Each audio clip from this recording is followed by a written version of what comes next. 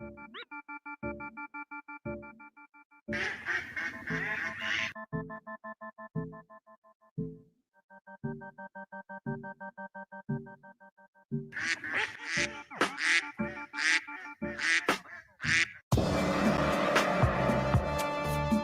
knuckle.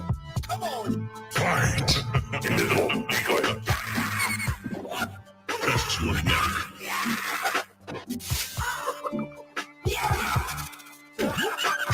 Combo breaker. Well done. I'm getting ready to watch a video. What? Oh, just Martial art review. BCHQ. It's important for your mental mind state, your mindset. My boy Jack was on trade. Shadow counter. If I knew someone like him, I'd have to either run away or kill myself. I'm gonna cut my throat. Do you know about me? Bring me the big knife. But also, I think even if you try to run away, like they got tabs on you, they're them kind of people. Ultra combo. They know when you're trying to run away as well. No! Bring me the big knife. I tell you I won't do it! Impressive. I told you, don't fuck with me. Danger. Danger. Trigger warning. I want you to watch. No, I want you to see this. You want me to spell it out for you? He's the American shithead who makes tricks with bricks. Very good. What? You can't do this! Oh, jeez. Just relax. I hope you know what you're doing. I know this is not what you expected. You expected glamour and dancing girls. You listen to me very carefully as to what the fuck your name is. There's a lot of ways that this thing can end, and that is entirely up to you. But you can be goddamn certain that this thing is not going to end the way that you thought it was. UK New Jersey Project. The views, information, or opinions expressed during this series are solely those of BCHQ and Jack of One Trade. The individuals involved do not necessarily represent those of any other YouTube creator, podcaster, or production company. Follow Jack on Instagram at LaughingBirdsPod or on Twitter at LaughingBirds. You better ask somebody. If you can't handle an opinion, that's on you. Save your hate mail.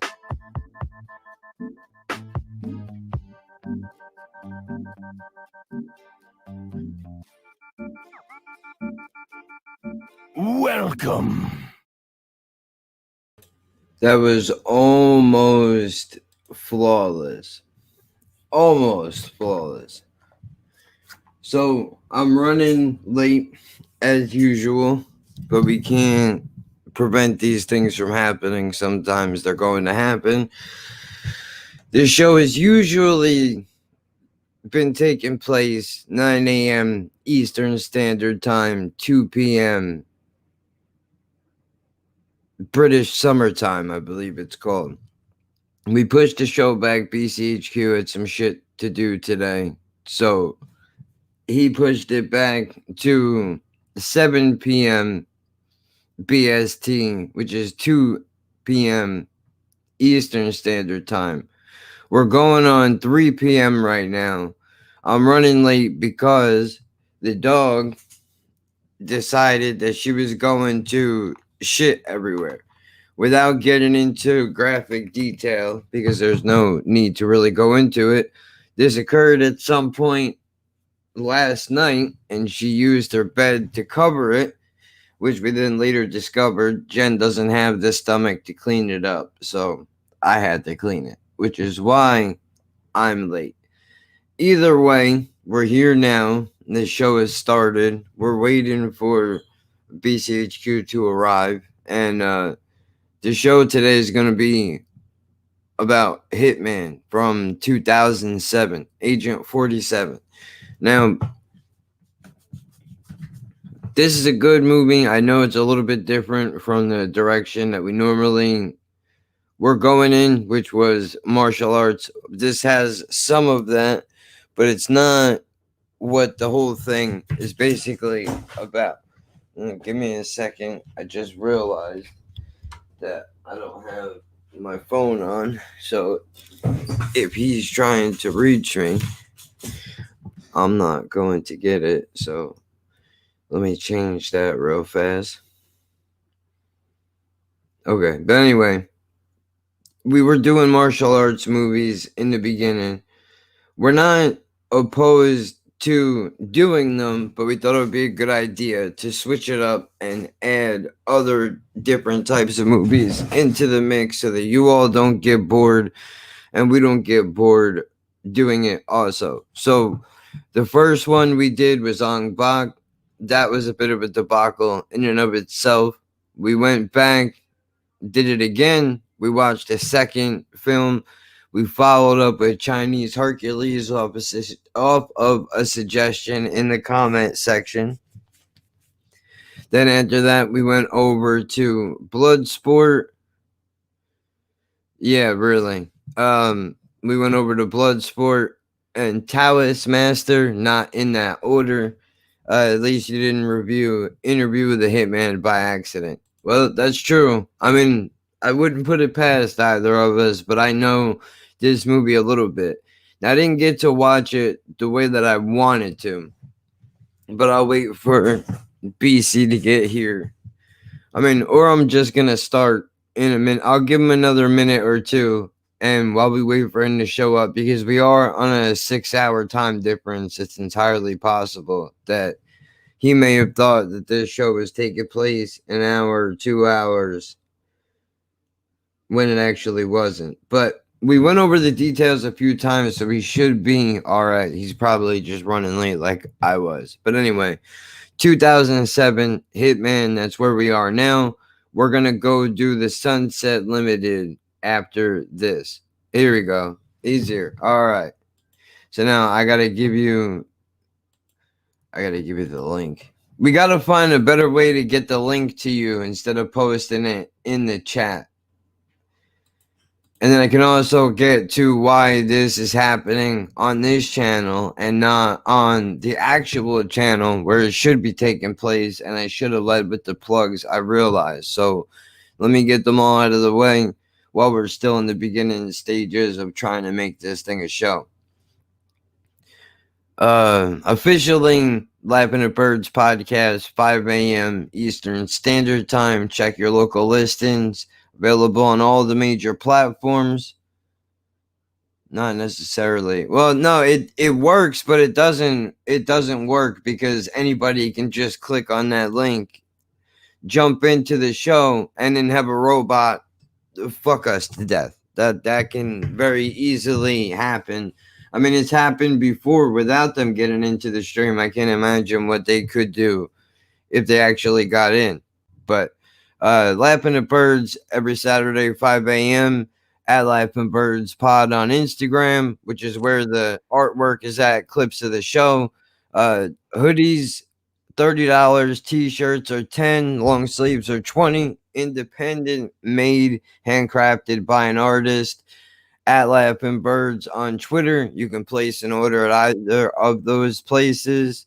Moving on to the new platforms I need to make you all aware of. I just put them together over the last 2 days, which is the UKNJ Project. This show now has its own channel on YouTube under the same name, UKNJ Project. Find it, subscribe to it in the future.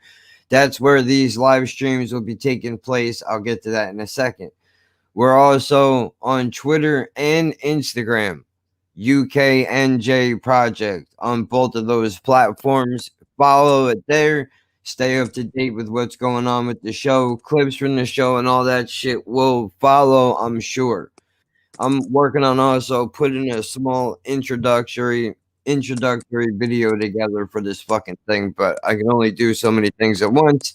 I've been putting this all together as best as I can, so you're gonna have to work with me as it's not gonna come very quickly. But anyway, I think that about covers pretty much everything.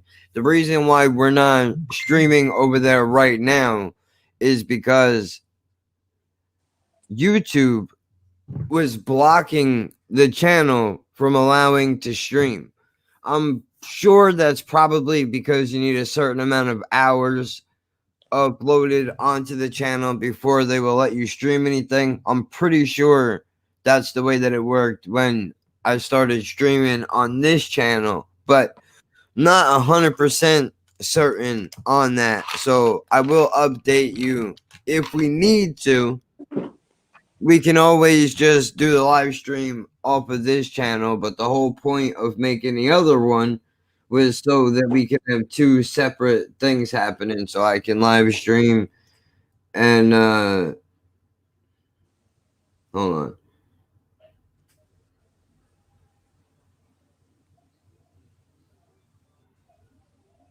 Yeah, well, we'll get to that. You could have brought that up in the stream, but so I got to figure out what's going on with that. I have no idea, but the social medias are live and we're here now, so I'm doing what I can. We also have a podcast platform. Let me not forget that.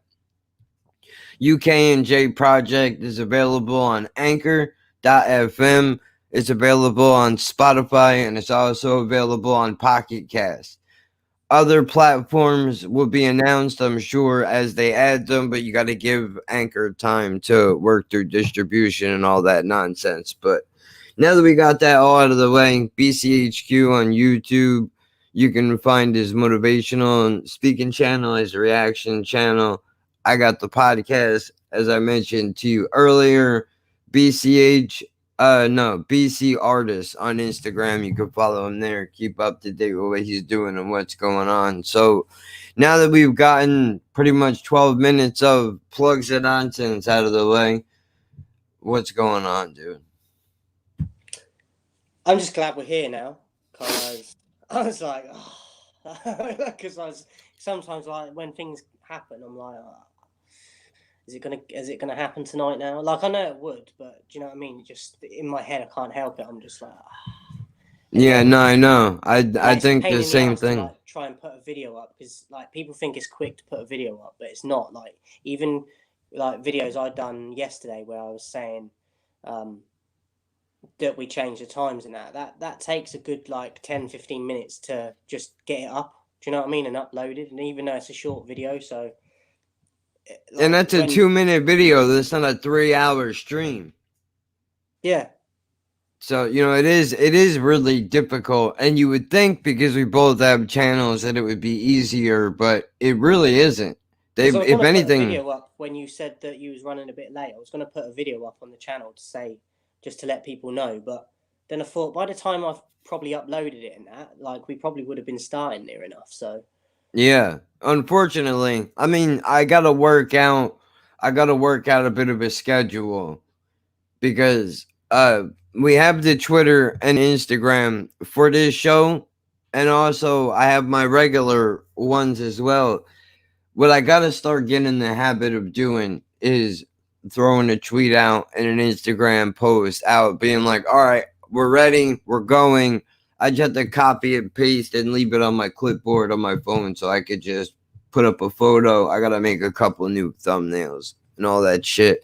But over the next couple weeks, it should be coming together well enough that it'll be easy to remember all this shit. We'll know what we're doing. This is the hardest part of the whole thing, is trying to get it fucking started.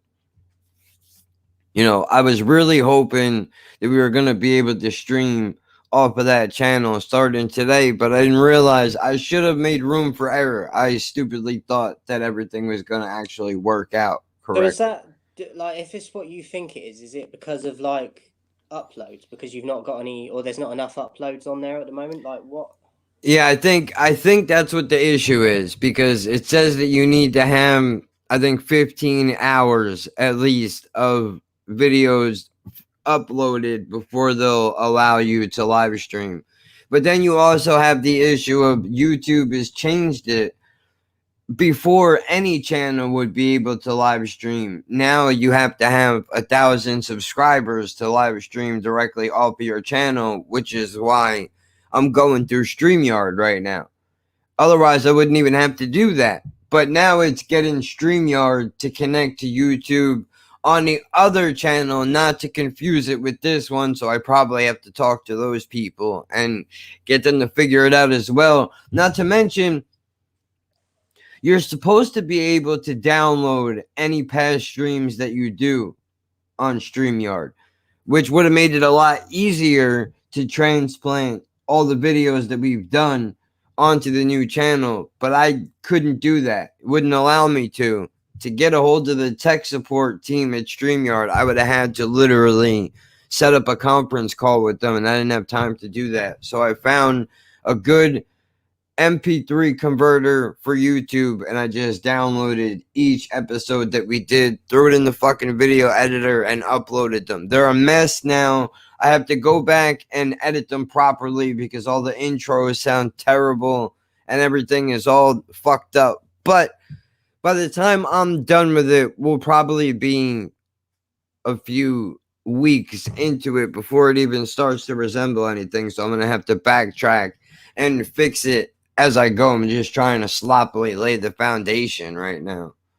I did try, as you know, I tried that transfer stuff, and it told me it downloaded it. I tried it about 5 times, but then as soon as it downloaded, it just disappeared.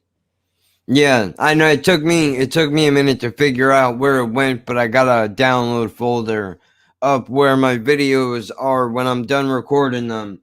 So I've got a I could folder just online that I was checking, but I just couldn't find it in there. And as I said, I tried it about 5 times. I don't think it was a problem with actually downloading it. It was just where it went after that.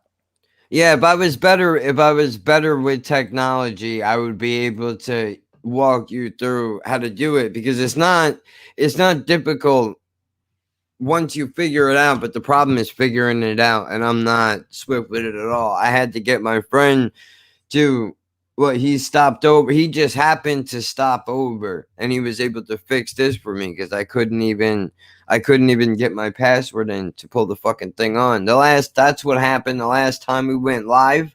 Windows decided right in the middle of me starting a live stream that it was gonna update. Like, what the fuck, dude? And you want me to be able to trust this guy to come up with vaccinations? Like, that's a whole separate argument, but Jesus Christ. So anyway, Hitman 2007. That's the movie that we've come here to talk about today. Well, I know you would know that by the 20 minutes of this beginning, but this channel has been a mess, and it's going to be a mess for a few more weeks. We're on a 6-hour time difference.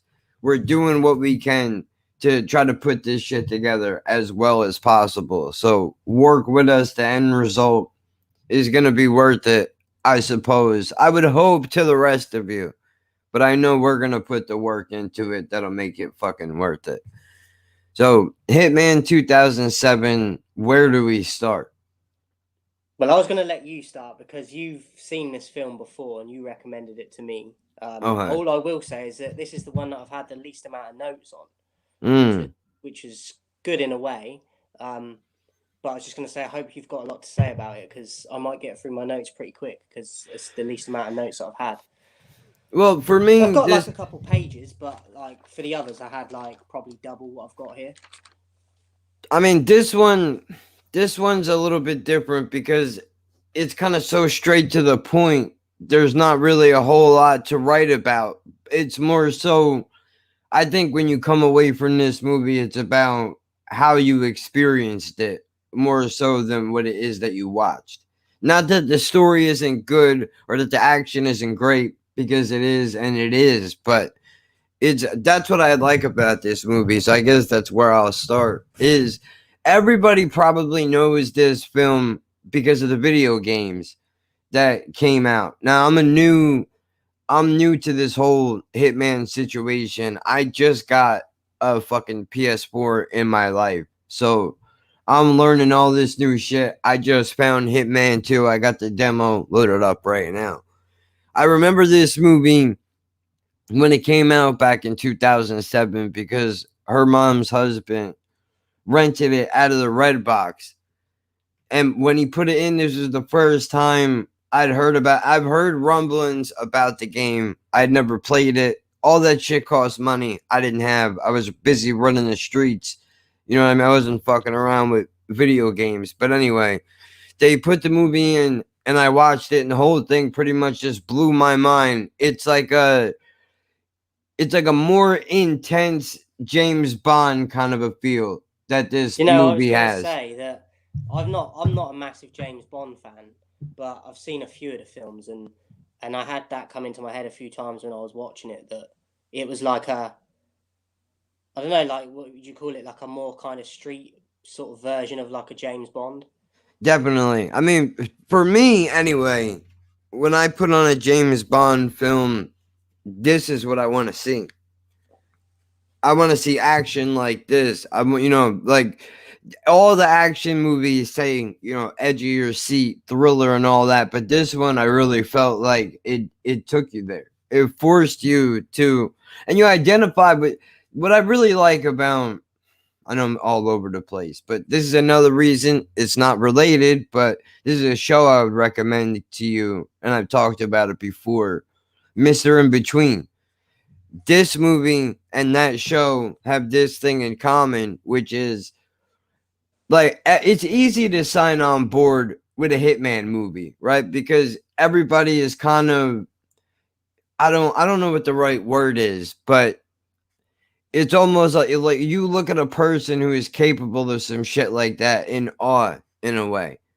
Right? But Hitman and Mr. In Between both do a thing where the Hitman aspect of what they're talking about becomes a side note, and they really involve you in who the fucking character is and why you should give a shit about them beyond the fact that they kill people. Like, you almost have to, the purpose of the movie and that show is to not have you wrestle with the morality of being a hitman, rather to just accept that that's who this person is, and you got to look past it to see more about who they are. Why are they in this line of work? What happened to them that gave them the ability to wipe people out for money, essentially? And obviously at the beginning, like, you get like, I don't know, I think it was flashbacks of like him as a kid, and they're in like some sort of camp where they've kind of been basically kidnapped and like groomed in this camp where they're all getting like given numbers and stuff, and these basically barcodes on the back of their heads. What was the like, because I can't think now, like what was the reason, like did they go into why, like how he got taken and put there? They were, I don't think he was taken. I think he was designed. I could have this completely wrong, but, and I know I just watched a movie recently. I was going to bring this up, not as in the way that I would have wanted to, where I watched it in parts, but there was so much going on that I couldn't sit down and pay close attention to the story, even though I love this fucking movie. But I'm pretty sure these kids were designed. The government was basically trying to create super soldiers. So they took these kids in basically like a lab setting. They gave them numbers so that they wouldn't attach themselves to an identity. Because, I mean, that shows you how deeply they thought about the writing. Because, the first thing that you do, I mean, when you go ahead. The one thing that annoyed me is I'm watching it, and not too long into the film, I'm like, I know it's based in Russia and stuff, but I'm like, why is nobody questioning why these bald guys have got barcodes on the back of their heads? Well, yeah, see, but that part of it, I think that's just movie suspension. Like, that you have to give certain details. And you know what? This was brought up. Jim Norton brought this up when him and Sam Roberts were talking about The Sopranos. When people would talk about like the show is not really that great because phone calls and shit that they would never say on the phone in real life. But Jim made a point, which was that you have to do some of that to speed it up a little bit. right? Like you have to just kind of suspend the belief that nobody is concentrating on the fact that this guy is a huge barcode on the back of his fucking head. As obvious as that is, but it's almost like it's a not so subtle reminder throughout the whole film that you're not looking at a regular human being. At least that's how I kind of perceived it as. I mean, yeah, like I get that. I just thought like that was something that stood out to me. I was like, because at the same time in my head, I'm like, well, maybe they know about him in the past, or like they're intimidated by him, so they don't question it. But just seeing it for the first time, I was like, really, no one's like questioning it, like. But I mean, it's not a massive deal. It was just something I picked out. Well, no, yeah, I mean, dude, that's the problem with movies like this, though, is they unintentionally, I think they all have a detail that makes you look at it and then you have to decide, is the rest of this movie good enough for me to overlook this fucking huge detail that is killing me right now? And also, But while we're on the subject, why are they bald as well? Like, I don't understand. Is it so they like recognize each other in a way, or like? No, I think that comes down to more so like fingerprints burned off, no hair, so that they don't leave extra evidence behind at the scene. Like that, so that as jarring as that is too, though, like that's, you have to remind yourself of that too. Like he's walking around like a fucking cancer patient that's looking to get revenge, but that's not what it is.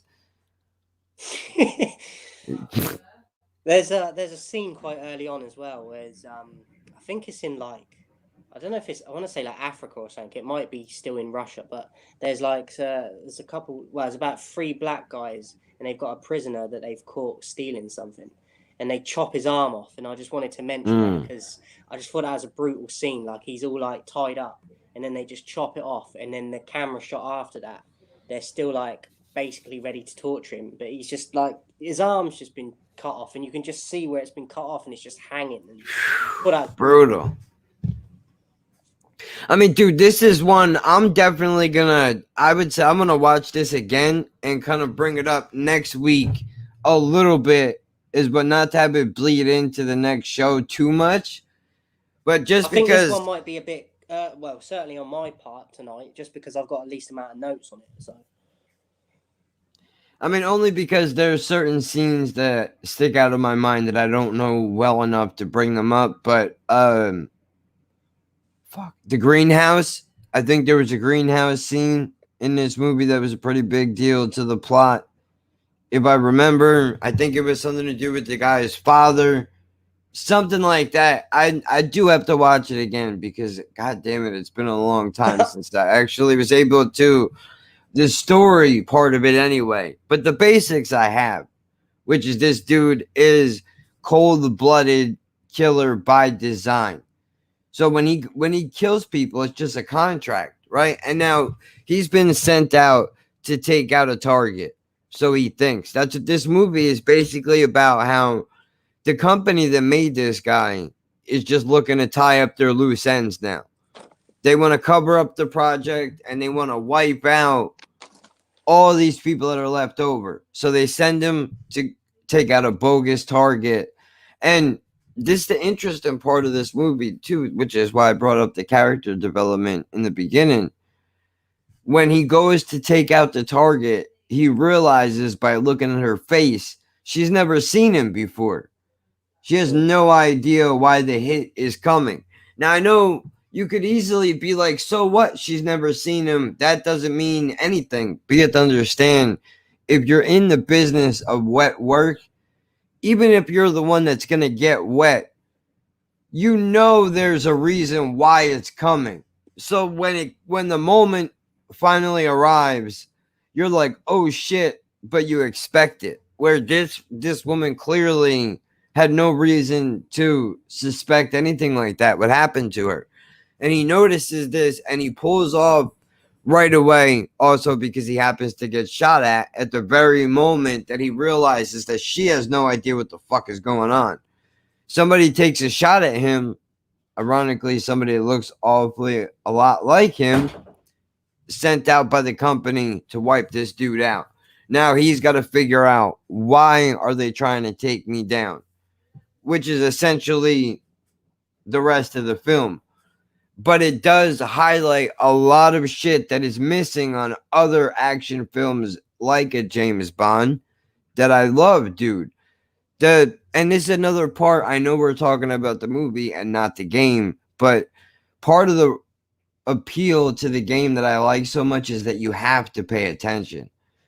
If you're going to sneak up on somebody, you legitimately got to sneak up on them. Like, if you walk too fast, the person's going to turn around and see you. The movie follows that same shit where it actually puts you in the shoes of this guy while he's doing shit. The intense moments of being in a shootout and feeling that adrenaline rush, even though you're not there, it paints it strong enough where the action sequences are not so much an undertone of the story arc, where they make it a staple of it. I did like quite early on in the film, like he's in a hotel and like you was on about like the sneaking up and that he's already like looking over his shoulder in terms of just how he lives, but like he put like, I think it was like little glass balls and that outside his door, that so if someone stood out there, like he could hear them crush it and get like a little bit of a heads up that someone's about to knock or try and break in, or and then he's got like a bungee cord at the balcony. I thought that was really cool how they like set it up, and then it gets revealed later on that he has to use that, and like it comes into like practice. This reminds me of another movie I want to mention to you before I forget. It's not martial arts. It's almost like action drama in a way. I would argue it's more so a drama film than anything, because majority of the dialogue takes place between two characters. But there's a scene in this movie, it's called Standoff, with Lawrence Fishburne and the guy that was in I, Frankenstein. He also played in Thank You for Smoking. He's been a villain in a bunch of movies. I don't remember his fucking name. He was Two-Face in the Batman movie, in the one with Heath Ledger in it. I know who you mean. I can't think of his name though. It's that guy and Lawrence Fishburne. And Lawrence Fishburne is a hitman who, goes to take out an entire funeral, which is fucking solid if that's where you're starting out in a spy, hitman, whatever movie. That's a solid fucking beginning. Little girl sees the whole thing take place, and this killer now has to wipe out this witness. She's the only one. Little girl runs to a dude's house. Happens to be a farmhouse just out in the middle of nowhere, basically. This guy in this house is at the end of his fucking rope. Kid is dead. Wife is gone. And now this little girl runs into his house looking to get her life saved. And now this dude basically has gone from about to put a shotgun in his mouth and Kurt Cobain himself to, now I got to protect this fucking little girl from this crazy person that's trying to kill her. And that's what the whole movie is the intensity between the little girl, the murderer, the hitman, and this random fucking guy who basically has just been given a second chance at life, dude. But I bring that movie up because there's a scene where the guy from I, Frankenstein tells the little girl to grab a whole bunch of light bulbs from the other, take all the light bulbs out. And he goes, now put them in a pillowcase and I want you to break the glass. And she's like, well, I don't understand. He's like, just shut up and do what I tell you. And then she does it. They take the broken glass and they throw it down the stairs because the staircase is the only way up to the second floor. So now if the dude downstairs wants to go up, the only way he's going to do it is by walking through the glass, which will tell this guy that he's coming up there, which apparently is an old school military trick. At least that's what they said in the film. That was an old school military trick. So I like that a movie like Hitman will take things like that. They took it from that film, or did you just think it was like? Well, no, this film was made, I think, in 2012. Hitman was made in 2007. So I think that is just an old trick that they use, which is very smart. I often not that I'm thinking about killing people, but I often do wonder what are my options if somebody breaks into this apartment in the middle of the night? You know what I mean? You got to think about it. In the old house, we had a shower head in the bathroom that would come off. I literally planned it out so if I heard somebody come to the front door, I would have enough time to move from the bedroom to the bathroom. And as soon as they come in, I'll beat you with a shower head if that's what it takes, dude. If that's what it takes to get the job done, that's what I'll do. But yeah, you know, shit like that, details like that are the difference between a great movie and a fucking horrible movie, dude.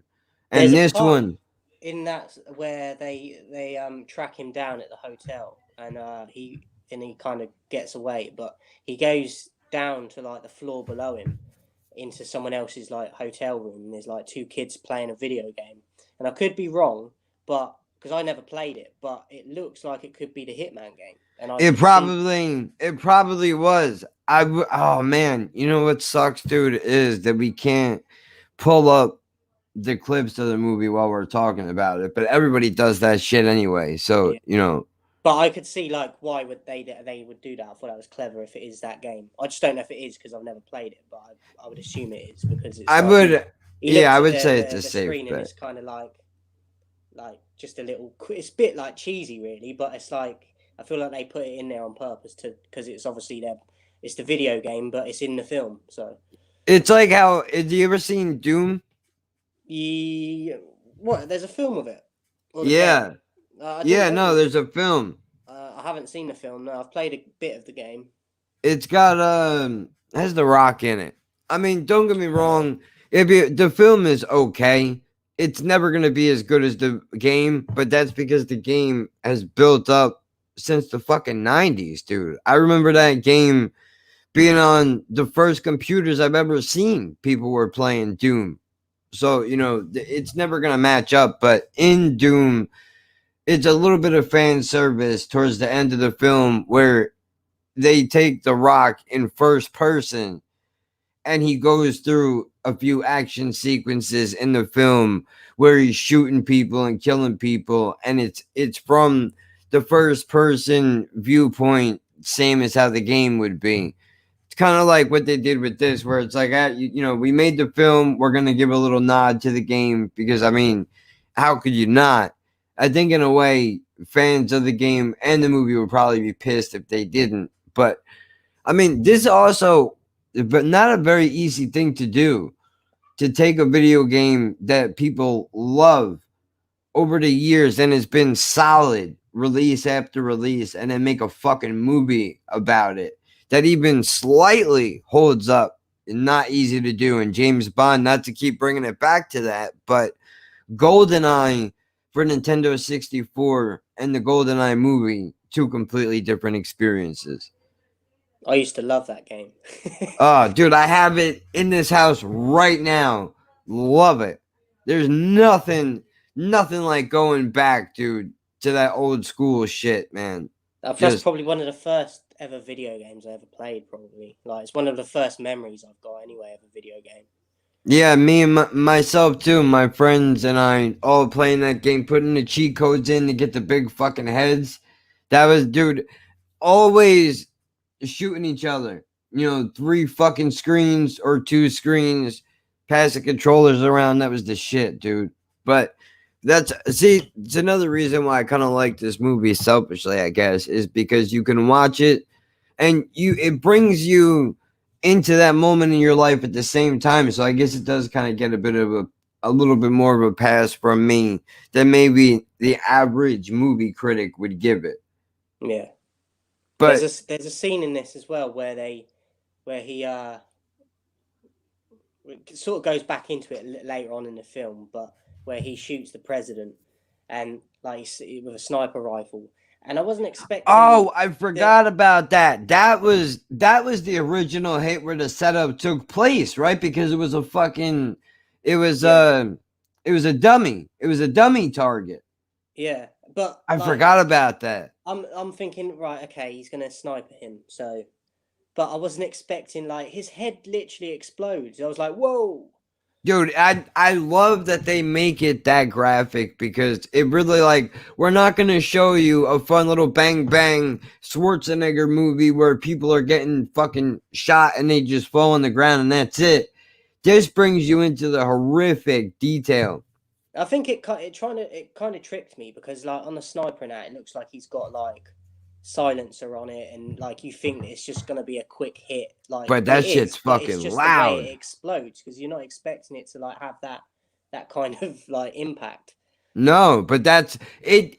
For me, that sets up the intensity of the movie right there because it's letting you know we are taking you through everything that this guy is gonna do. You get a front row seat to every bit of the action, and we're not gonna skimp out. This is what you came here for. Henry is another great example of that, but that's a movie that is shot completely in first person, like a video game. That one's kind of hard to stomach from a motion standpoint, but still good. But I mean, yeah, dude, this film is great in the sense that they showed all the action. The storyline was solid. Yeah. It's for the winter. That's why. It's like we're so used to just only one. So it's a good movie in the sense that there's shit wrong with it. There's parts of it that are corny, of course, but I'll take those corny parts for the action on the story writing all day, dude. If we're talking about corny things, can I just bring something up?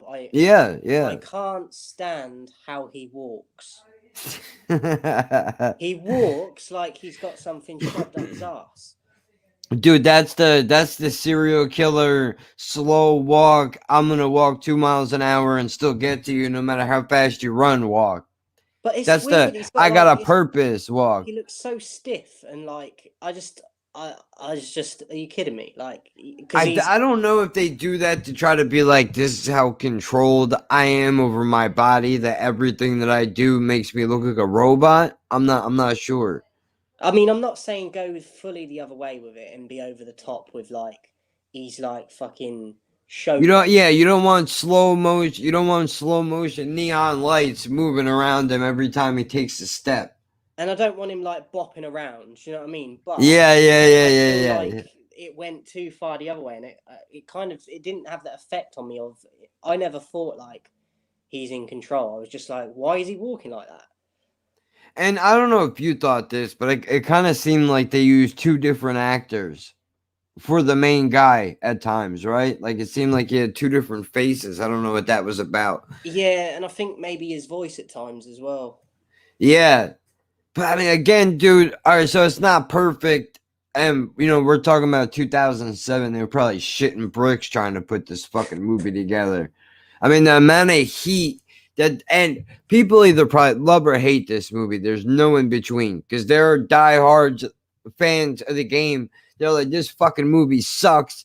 It took everything from the game and didn't use any of it the right way. And there are other people that are just going to accept, like, look, Hollywood is going to fuck it up, dude. Well, I think that's what you were saying earlier about, like, comparing it to, like, a video game and that. I think it's up against that straight away more than other films. Like, films that have to compete with, they've got video games of as well. Like, it's already, like, double the task of what it would be if there weren't a video game for it. So it's already up against the odds to begin with.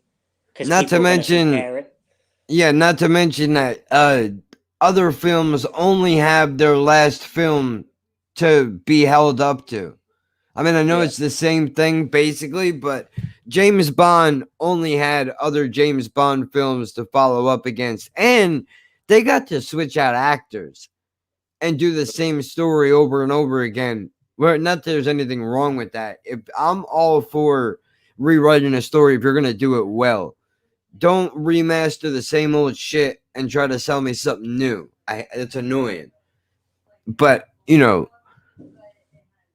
I'm saying, dude, I don't know, man. Some parts of it, obviously, I don't want I don't want to kiss the movie's ass the entire time. But No, I mean, but of this course, is your turn this week because I had it last week with. yeah, that's true. That's true. I mean, dude, there is a real robotic feel to it, right? Like you have to That's what acknowledge I'm that. glad you said that because near the end of the film, and I had hints of it through the film, but near the end of it, I was like, it's almost like he's not human. I really wish, now that we're talking about it, to tell you the truth, I almost wish they would have hired Tom Cruise and Keanu Reeves just to play out the action parts of it. Because can you imagine, take that whole movie and just imagine somebody with Tom Cruise's mobility redoing all those action scenes, and maybe that might take a little bit of the sting out of it. The guy that did it, he was great in the sense that you felt the character's coldness, but when it came time for him to be a person, it felt like he just arrived he stayed too long on the cold side. I'm wondering if they've done that on purpose because they've got video games. Maybe because I was about to say like it is literally like he is a video game character in a film. And yeah, I don't know if they did that because of the video games as well, or if it was intentional or just bad casting. See, this is one I would like to see be remade, but I want to put in the hands of somebody that's going to do it the right fucking way. I've got someone in mind already that you've brought up before. Now, I don't know if it'd be too obvious because he's done similar roles in other films, but I would go for Jason Statham. Definitely. I would say definitely him. If not, at the minimum, you got to hire Tom Cruise, Jason Statham, and Keanu Reeves to consult the stuntmen and choreograph the entire film so that it can be moved properly. And then, I mean, who would you bring in to direct the fucking thing, though? That would be, I guess, I wouldn't mind it in the same style as maybe Crank. I don't know if you've seen that one. Even it's been a long time. Lock, Stock, and Two Loaded Barrels. I like the way that film was shot too. Take that guy and have him direct it. I think that would be a nice hybrid to go back and revisit it. I mean, it sucks, dude, because I definitely, I mean, I give this movie, not to get into the ratings so quickly, but I think I would rate this movie high just because of the massive undertaking that it was to create this and even get some of it right. Yeah, and as I said earlier, I think you have to, well, you don't have to, but I feel like when they get certain things right, you have to praise them more because there's a video game of it, because they've got more competition already. And like you said, even if they bring out other films after it, they've got to compete with people comparing like the sequel to the other film and also the video game still. So it's like there's 3 things now going on. Do you know what I mean? And there's like 3 comparisons, and so I think you have to give praise more when there is praise, even if the ratio is more bad than good, because like you said, it's harder to probably please more people like this because there's going to be a lot of people that are fans of the video game that only go and watch that film because they know it's like linked to the video game. Yeah, just so they can say that they saw it. I mean, I brought up something last week where I mentioned the one thing that I hate that they do in movies is the fucking romantic interest angle. Look, she's not the worst I've seen in a film, but I already, when I was watching it, I was like, here we go. This doesn't need to be in this film. And No. the other one, like every single one we do, and then I was thinking today of it, I was like, even Karate Kid's got it in it, and I'm like, why is it necessary to have it in every single fucking film? It's almost like they anticipate they're dragging their girlfriends with them. We need to what put I did in like about it is that she had a bit of an edge to her, so she wasn't like PC and all like right Americanized and that, but I was still like, I could be doing without this. Yeah, I mean that's the part that you're like, it's almost like they added that in just so they can market it to America.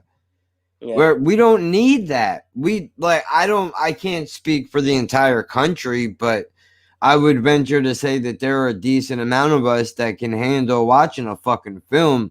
We don't need the romantic if you're gonna, I mean, if you're gonna put a fucking sex scene in a movie, dude, then make it intense and have it match the action, or don't bother.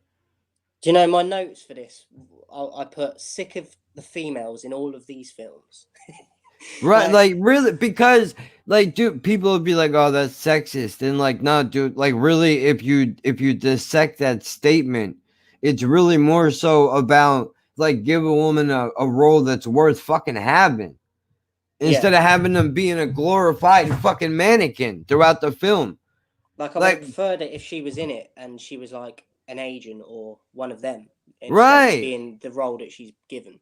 Yeah, I mean, dude, we know these guys fuck, dude. We know they fuck. If I fuck and I look like me, I imagine what they could do, and they look like them and do what they do. Right? We don't need it drawn that plainly for all of us. Give these women a fucking role that will actually be worth watching. I'm not opposed to it. I like Salt for that reason, because what was it, Salt? Yeah, I think that's the name of the movie. I probably have it wrong. Angelina Jolie is in it. Morgan Freeman is in it. You list so many films. We've done it in other shows as well. And I'm like, I've not seen any dude. of I mean, dude, I reference so much, and I haven't even seen that many things. But just a few movies, you really do make a fucking impact, and I can kind of just connect all the dots. It's ridiculous, but I mean, she was in there, kind of a sex symbol, but she did add more to the action than just being like, "Oh, I'm here and I'm hot." And see, she was, but I feel like she would have suited being like a hit lady, if you want to call her that, because she had that kind of edginess to her anyway. Yeah, and I think she would have suited that sort of role more anyway. So it's just, I was like, this one I was talking about. Yeah, I've not seen it. I haven't even heard of it. Yeah, this one's pretty good. CIA agent goes on the run after a defector accuses her of being a Russian spy.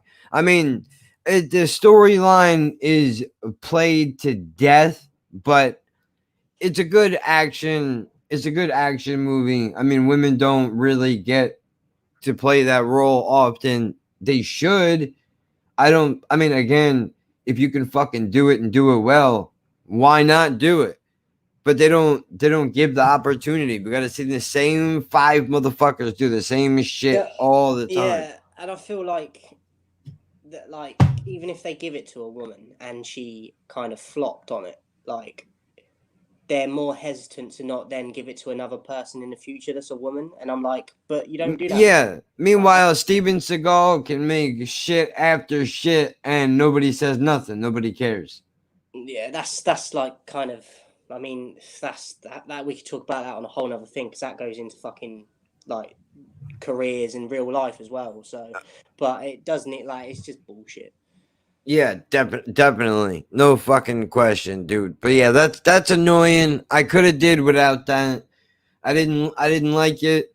When I seen it the first time, it aggravated me just because I was like, "Oh man, I thought we were past this." Yeah.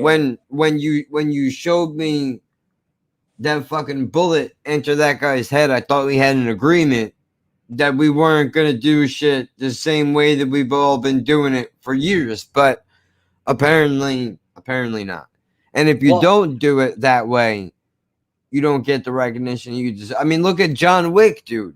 That's as close to a film that is just straight up action as you can get. And even there, they throw in the fucking love interest angle. Granted, it sets in motion the entire fucking movie, but it's the point. They can't not do it.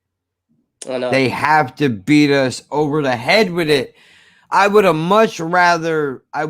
liked to have seen from the beginning, let me see the evolution of this fucking murderer from a child. Let me see how do you brainwash them? What do you expose them to? What do you not expose them to? Yeah. We get they don't have names, right? Because when you get a dog, even when you get a pet, the first thing you do is you name it. They don't have names. They have numbers. Okay, cool. Well, how do they eat? Where do they sleep? How do they live? Or and where's the transition from we're brainwashing you to go out in the field and make a hit? Did you fuck it up the first time? Do you get a first time?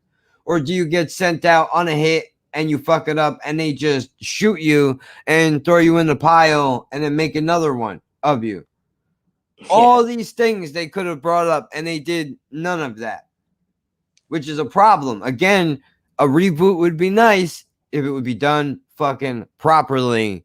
I would love to see it, but I don't think anybody has the balls and or the talent to actually do it that's going to get the shot they deserve, because we know that there are people that would be able to do it. But the reality is, unless you're going to reboot fucking Spider-Man, again, nobody's interested, unfortunately. So I just want to mention a scene that another one that goes on in the hotel that I liked, because it kind of, they show you it, but you're like, why is he doing that? And then later on you find out why. But he's there's a woman that tries to chat him up at the bar in the hotel, which I like. Oh shit, yeah. Because she's really like, she really wants to like get with him, and he's just like, see you later, and then like fucks off, and then he's just about to go into the room or whatever, and there's like this box of ice in the hallway, and you see him like putting his hand in it, and I thought, what's he doing? And then later on, to see how long it's been sitting there. He but he later on he uses that box to pull two guns that he stored in the ice box. Nice. And That's I mean, brilliant. I love it. I mean, dude, that's another thing too. I said it before. These guys fuck. We know they fuck. If I fuck and I look like me, I know they fuck. Do we need the lady at the bar? Do we need the attractive woman at the bar who is basically slipping and falling on her own cum looking at this guy? Do we need that? I know what I look like. You know what I mean? I don't need the reminder. And I'm so cool. I'm just gonna walk past this attractive woman and act like I have no interest. Now, what would have been great, although this kind of would have probably made it into a parody movie, but I would have liked to have seen like an X-ray of his pants just to show that there was no movement in his dick at all whatsoever. Just to be like, you see, I feel nothing the way a normal person feels. They go into his brain and they see that the signals are not being fired in the places it should be fired. So he's not registering that this woman is trying to give him the business right now.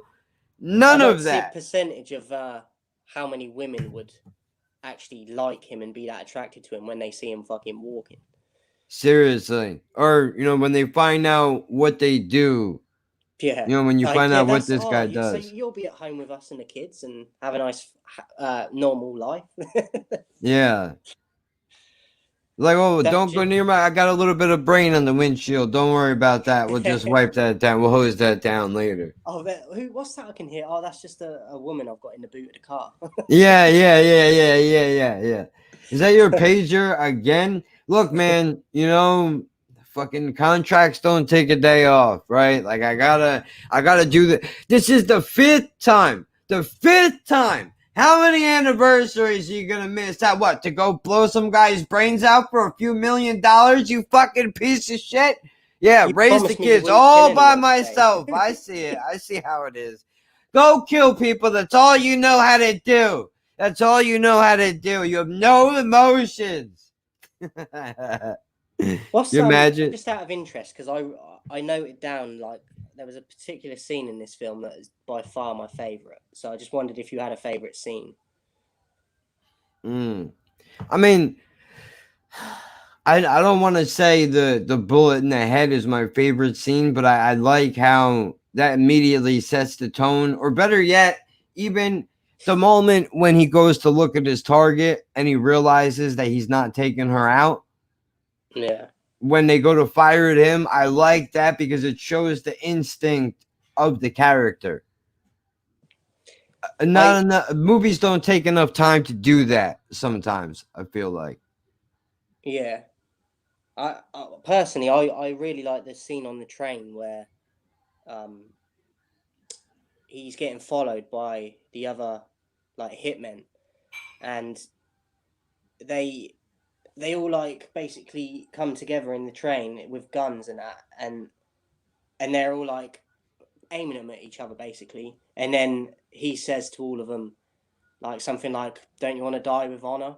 And they all drop their guns, empty the magazines in the guns, and they all whip out swords and have a fucking sword fight. I was like, whoa. Fuck, I forgot about that. See, dude, there's so much happening in this fucking film, dude, that most of the action I completely forgot about. I just loved it because they're all like fuck the guns, but they're more like daggers. They pull out these daggers and then they're like. It lets you know that these motherfuckers. It lets you know that these motherfuckers mean business, man. Like I thought, so they all had an understanding because they were kind of like it was like a sports huddle for a second, and then all of a sudden, like they dropped the guns, and I thought, they're cool, and then they start fighting. I was like, oh shit, maybe not.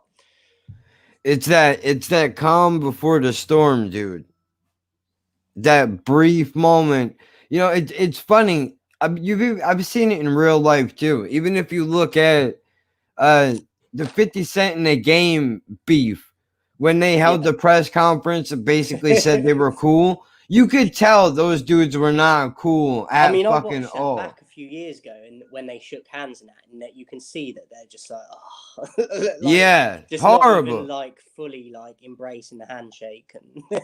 But those again, that's actually I should second your motion because that's a real life moment that they were able to interject into a movie because I would like to believe, as naive as this is, that there is still some sort of honor amongst thieves in the sense that, you know, I live by a fucking code. I think most decent people do.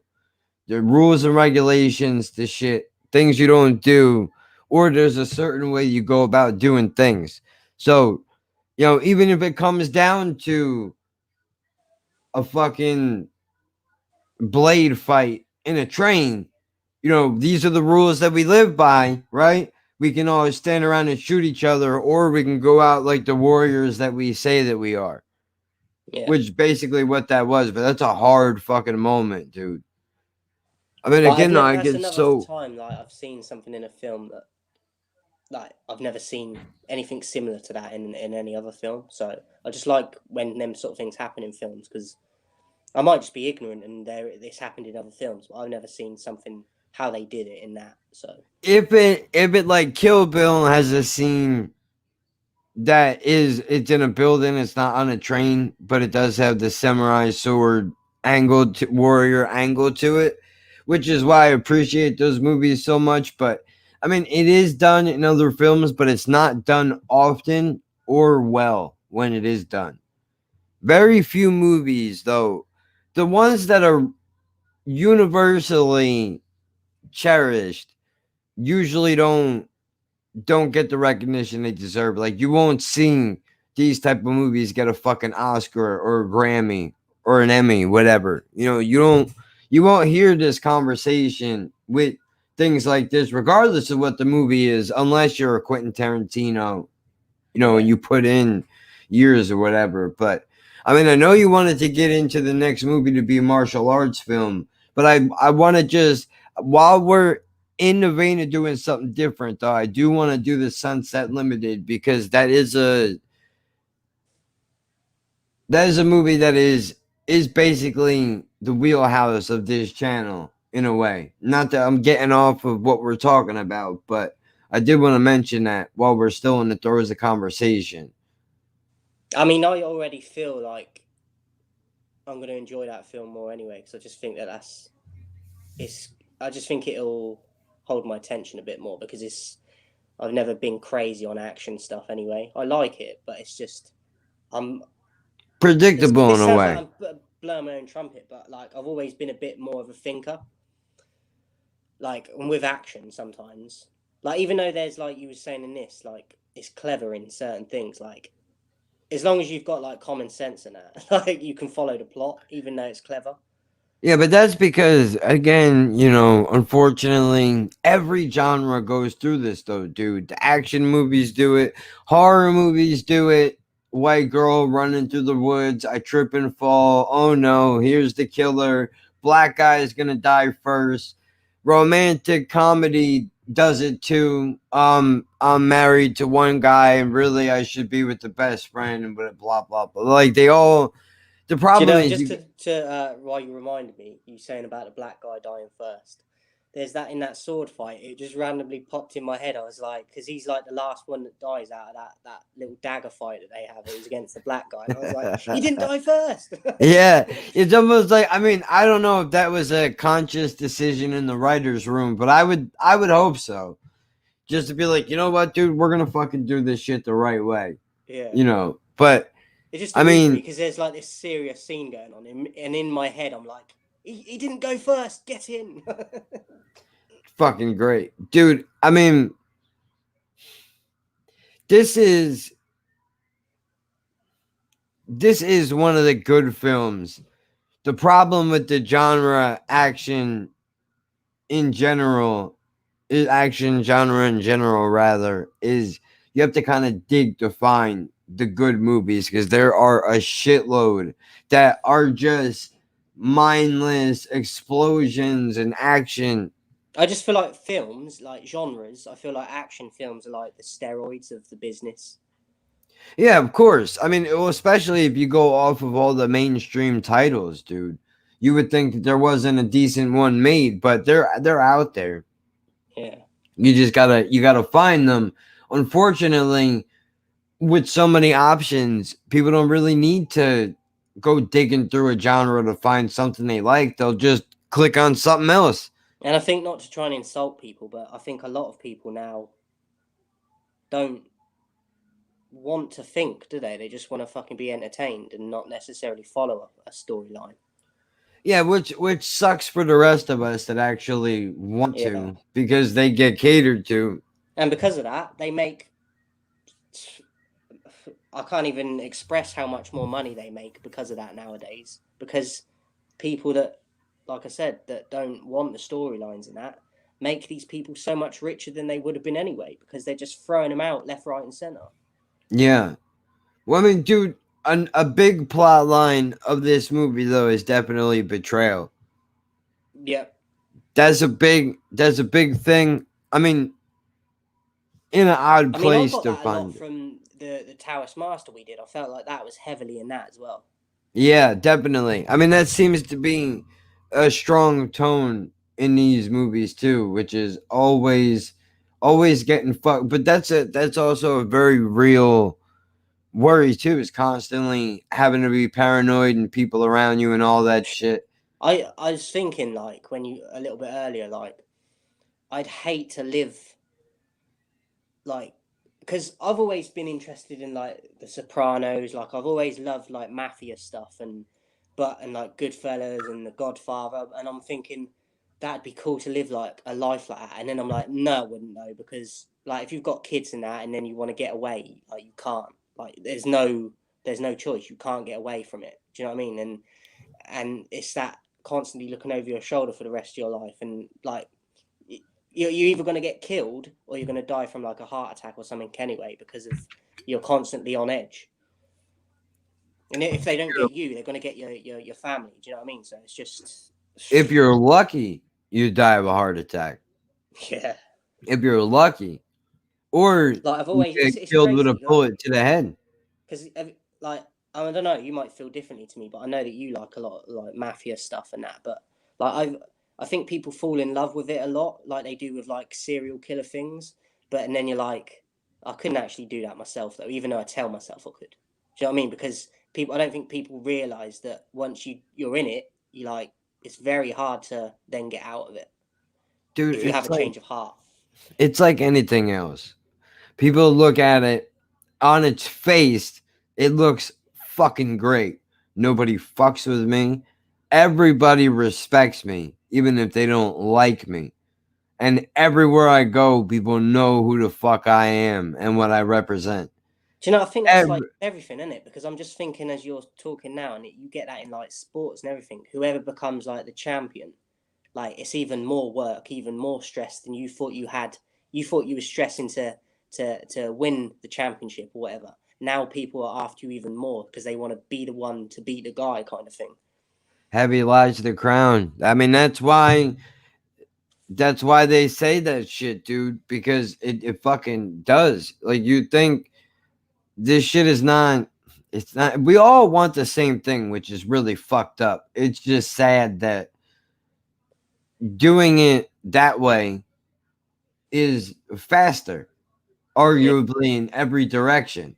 You don't have to work a 9 to 5 to, slave to get pennies on the dollar. I can shoot a motherfucker in the head and make $1 million. But they don't talk about the reverse of that, up all night, cold sweats, getting haunted in your fucking dreams. Because even the hardest fucking killers, dude, if you watch documentaries and shit, even some of those guys get haunted by things that, even if it's only, I should have did this or that differently and I wouldn't have ended up here, they get haunted by that for the rest of their life. So it's never as glamorous as it looks on the outside, because there is all that on the inside of, not only can you not move, but now if you ever do, you make a life choice. Like, I can never have a family. Even if I wanted one, I can never have a life. There's very few gangsters that go up to live a quiet life. I don't want to like go down a path too much because we'll be here all night, but I was just thinking it's crazy, isn't it? How they sell you like through the films and that it's just cool, and we all fall for it. Like, what's even more fucked up is they make millions portraying these things that you will do life for. Yeah. 99% of the things that these people do, they would throw you under the jail for and not think twice about you, and you're lost and forgotten. But on the screen, it's all good. That guy can kill whoever he wants, fuck whoever he wants, steal whatever. Like, it doesn't, there's no consequence. But then you walk out of the movie theater and you're supposed to remind yourself, like, oh, not even remotely could I do any of those cool things that I just seen. And you know what, this popped into my head as well. I've spoken to you about it before, like where, like, I'll watch like a Bruce Lee film or something that's like sports or something, and it makes me want to go and do that. Can you imagine like kids that have probably died of watching like superhero films because they now think they can go out and like jump off a roof and fly? Yeah, but then, that's a slippery slope to go down too, dude, because then you're responsible for everything. I know, but I'm just saying, you know what I mean? Like, I don't think people... There's a certain level of responsibility to it that it should not be marketed as strongly and openly as it is, but we're a country of hypocrisy. Both of ours. Do what we do, not what do what we say, not what we do. We'll show you violence and money and drugs on the screen. Don't go out and try to sell any to make some money, despite the fact that you'll work yourself to death at a dead-end job that will probably give you cancer. Don't hurt anybody, but look at this cool guy in a fucking $1 million suit who's gonna just wipe out whoever he wants and run away from the cops and go retire in a fucking beach house villa somewhere, which is never gonna happen. Not for anybody. That's the other thing too, which is not related to this at all, which I have to bring up. I just thought about this yesterday for some reason. I just realized that I spent 15 years of my life in what some people would consider a fucking paradise, dude. And it was a nightmare for me. I could not get away from that place fast enough. What ironically, what set the thought off in my mind was I was scrolling through the Instagram feed while I was setting all this shit up, and I saw that my sister-in-law posted photos of the town where I used to live, the boardwalk and the beach. Just pictures like that and how nice the view is. And I was looking at it and I was going, man, that place looks great. And then I thought about all the terrible shit that went on in that place and how badly I wanted to get the fuck out of there. None of that has anything to do with this, but I just thought it was funny how, you know, people kill people literally for the chance to make the money to live in a place like that. And that was the worst place I've ever been in my life. You know, racist, fucking classism, like all, not at all what it's cracked up to be. It looks great in the magazine, but it never translates well to reality. There's a couple scenes I want to just talk about quickly. There's a bit in the toilet where he shoots one of the agent guys, and no, he shoots the bodyguard that's like in the toilet. But there's like blood splatter all over the walls, and then he walks out because he's in a restaurant, I think, with that girl, and he walks out and he's got no blood on him, and I was like, oh yeah. Like, wait a minute, that don't even make sense. But and then later on, well, about 5 minutes later, he's in another scene, and he shot someone that's literally next to him again, and it's covered all over his face. It don't know what it wants to do. So I was like, but it's just like, because it was so like noticeable in the toilet scene, because it's like all over the wall, and then he comes out, and he's got a white shirt on, and there's not an ounce of blood on it, like nothing. I'm like, it's not even on his face, and he was stood behind him, and he just blew his head off. But see, that I think is just done purely for the visual stimulation. We're gonna put it all over the back of the bathroom wall because that will be more memorable than having it all over the character, even though that would have made more sense. But I did feel like I was being a bit picky with that. But I'm just, once you see it, I'm like, this seems You fucking can't obvious. unsee it.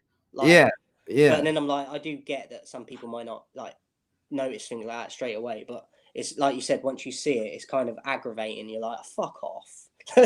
Yeah, there's definitely a lot of those moments in this movie, unfortunately. But again, I mean, you could kind of look at this movie as a trendsetter in a way, because I don't know if it was done before this.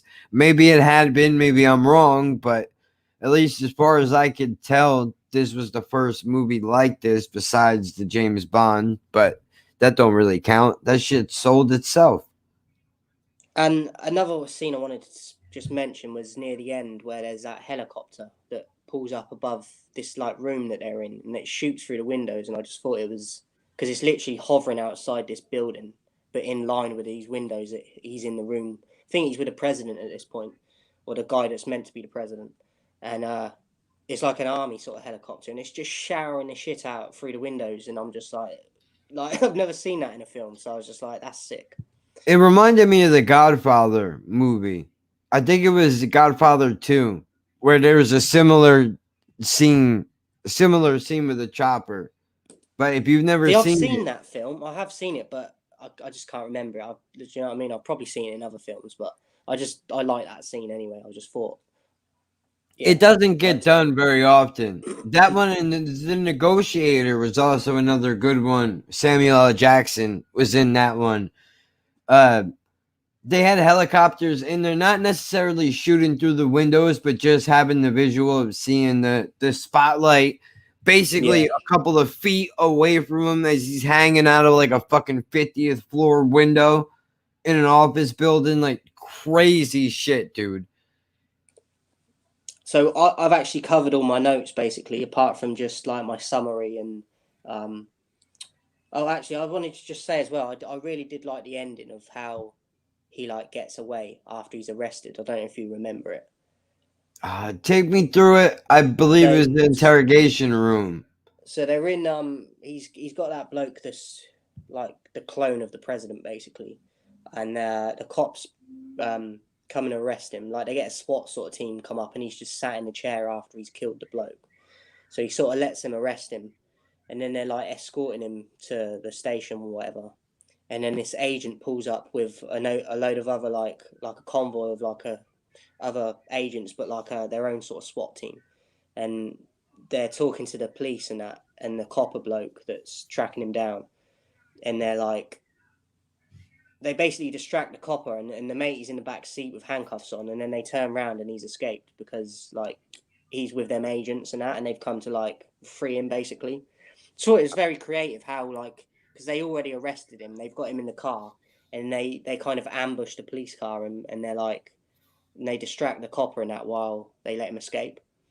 Yeah, I'm definitely gonna watch this one over again because I feel like I must have missed out when I watched it on the biggest fucking action scenes, having to run in and out. But I mean, she's fucking old dog now, so But I just like unfortunately, how they set that up at the end, because like he basically, like I said, lets him arrest him, and you think, oh, okay, it's and over. then, Yeah, yeah, and then they come and like these agents and that, and they're like, they help him sort of escape basically, and he's I just do gone in, like like, the I do like the Matrix kind of style interrogation scene though, where the cop is basically like, listen, whatever the fuck your name is, this shit's not gonna end the way that you think it's gonna end.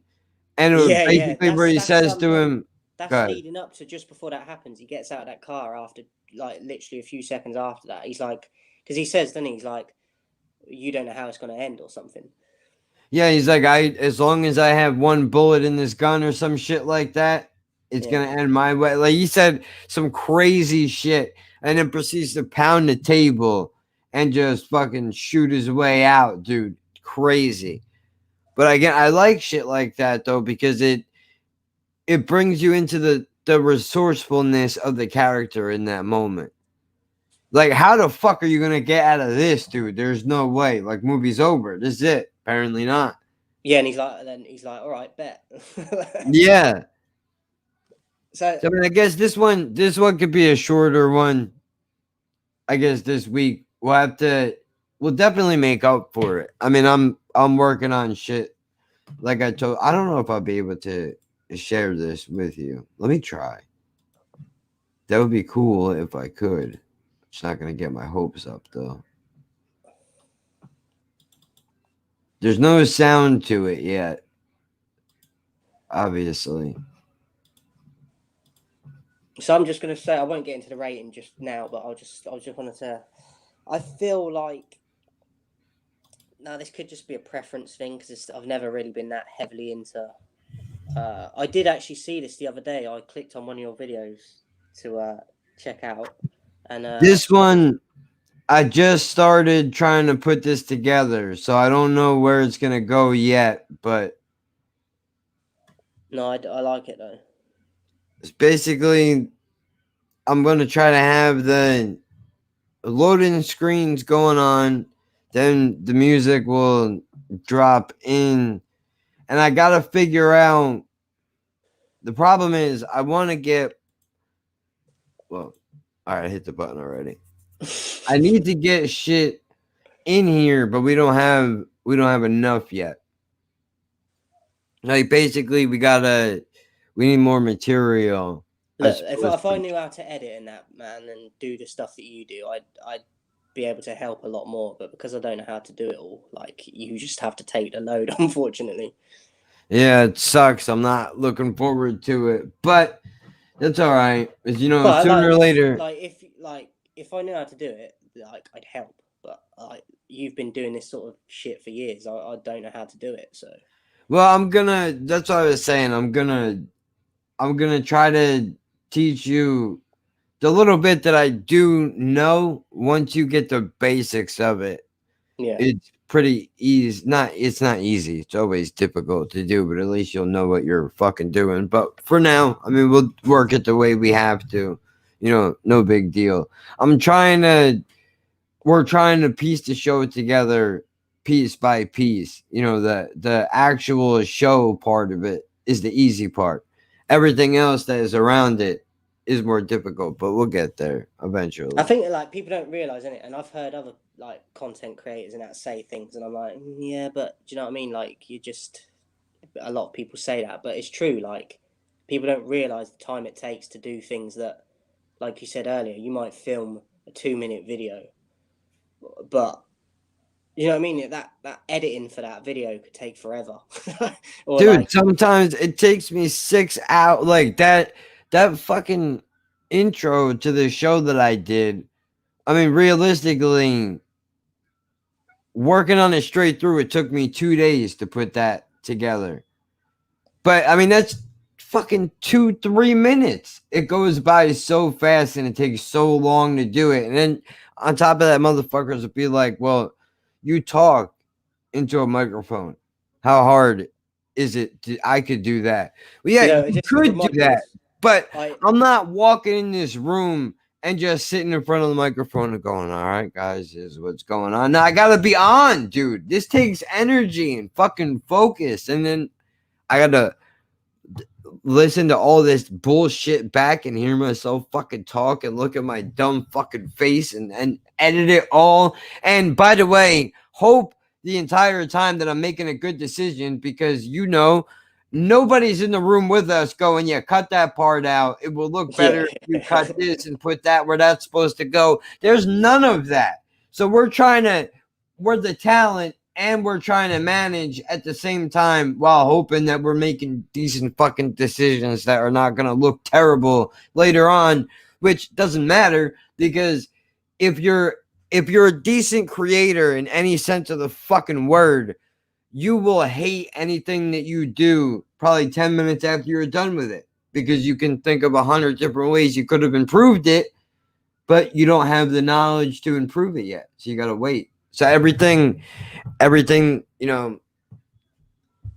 wish it was as easy as just walking into a fucking room and clicking a button to go live, and that's it. It's not that easy at all. It does my head in as well that certain people that maybe watch your videos that say like things like, you should do it like this or like that, and I'm like, I appreciate you saying that, but are you a content creator? What do you create for you to say that to me? And not only that, but I like the ones. I like the ones that are like, well, you could definitely have edited this better, or, you're doing YouTube. You're choosing to do YouTube. The least you could do is put in the time and effort into editing. Be like, bro, you do realize that people got to start some fucking where, right? Like, you do know that. You probably had this as well. I was doing a reaction the other week, and someone said, you talk too much. You pause it too much. I'm like, oh, that's my favorite. I was like, what do you mean? It's a reaction video. Do you come here? I said something like, well, I'm sorry you feel that way or something, but go to another channel or whatever. But I'm like, do you come here to watch someone react at being a reaction channel, or are you here for the original material? If you're here for the original song, go and fucking listen to it. Bro, this is exactly why I had to stop doing it, because I was literally getting comments. I got one. Somebody got so mad at me. They were like, basically, how dare you stop a fucking song in the middle of a guitar solo? Blah, blah, blah is the greatest guitarist to ever fucking live. You never pause during this person's guitar solo. Like, first of all, I had no idea that I became a fucking DJ overnight that was taking your fucking requests. That's for one. Which basically that's what you're doing when you do this shit. People literally do. They want to show up. They want to listen to the song in its entirety. You then have to find a small pocket. Basically, you need to find small pockets of 20 seconds throughout the length of the song for you to interject your fucking commentary and be entertaining at the same time while trying not to step on the band and get your fucking video copyright blocked for using somebody else's fucking music. But no, I'm just sitting here playing a fucking song for you to listen to. I understand if they want to listen to the song and enjoy it. Like, go listen to it. Yeah, but Spotify has the whole album. Amazon has the whole album. I promise you, dude. Pandora. And the funny thing is they've probably got it on like their iTunes or whatever. Bro, they listen to it every day. They know every fucking word. They're singing along while they watch the video. But you're the asshole for talking about it, which is the whole purpose of the fucking video in the first place. When you read the title that says reaction, you are literally agreeing by pressing play. Exactly. Like, that you want to hear what my thoughts are. Go and listen to the song. Go and enjoy it. But why come on a reaction channel? Because that's not what it's about. Bro, I can't take it. And then my favorite thing is that when you actually have the balls to say that you don't like something, like that's a reaction, dude. That's the reaction I had to what I saw and I didn't like it because it's your favorite thing. Doesn't make it everybody else's favorite fucking thing, asshole. And I am so glad that we don't live in a fucking world where everybody's opinion has to be exactly the same. How boring and dull that world would be. Who are these people? And don't talk. And here's another thing. Don't talk about my fucking subscription count if you don't make videos. If you are not a content creator with more subscriptions than I have, don't bring up my subscriber count. It ties in with what we said about the other day. Like 10 out of 10 of these people don't even have a picture of themselves. Then you go onto their channel and they've got no videos. You're lucky if they've got a playlist of stuff they like. Do you know what I mean? So what are you criticizing when you've got nothing there for yourself? I know we're talking about Hitman, right? And I mean, this. Yeah, we'll get back into that in a sec. I've got some. But I mean, dude, this ties in and it doesn't tie in at the same time. I had a comment the other day, dude, that literally fucked up my momentum for days. Not because what they said affected me so badly that I couldn't function. It was the reaction to it, getting that fucking mad. And then that depressed that somebody could say something that fucking terrible to another person and not think twice about it. Like, somebody wrote in the comment section to me, basically, you know, you don't fucking know nothing, you know, who the fuck are you? To which I basically replied to them saying, you know, you're the representation for, it was actually off of Ocean Wisdom. Fucking, what the hell was that? Yeah. Sorry, that was my computer. Just like I was about to say, I didn't know what was going on. I thought something was going on here. It was on an Ocean Wisdom video, dude, with the 4 hours. I didn't like the fucking song, not the end of the world. Guy is like, first of all, basically learn how to talk before you open your mouth. And I'm like, look, dude, you are now the representation to Ocean Wisdom's fan base, everybody. Give him a round of applause. And this motherfucker says, well, you know, basically justify your existence is what he says. And matter of fact, I'm gonna pull it up just so that I can give you the direct quote because I want you to see. Did he have a picture on his profile? Of course not. It's a fucking dog. It's a fucking dog. Why wouldn't it be? Because somebody that talks shit like this would never have the balls to actually put their face. Do you know someone put on Facebook? They was kind of mocking a UFC fighter, and because he had like glasses on in the picture and stuff, trying to say that he looked like a nerd and that. And I was like, I can bet you the original poster of this that posted this doesn't have a profile picture. Yeah, of course not. No way. So check this out, dude. It shows right here. What the fuck are you even saying? Do you know? Absolute dribble. So I'm like, Ocean Wisdom's fan base representative. What does that matter? Care to explain yourself? And like an asshole, I took the liberty of explaining myself, thinking that I was talking to a fucking human being. Here's the response I give to him. Sure will. Rather than expect a difference in opinion, regardless of the reason, let's pretend it was my delivery. Fan base of artists of all kinds are very quick to get emotional about what I think instead of valuing their own thoughts.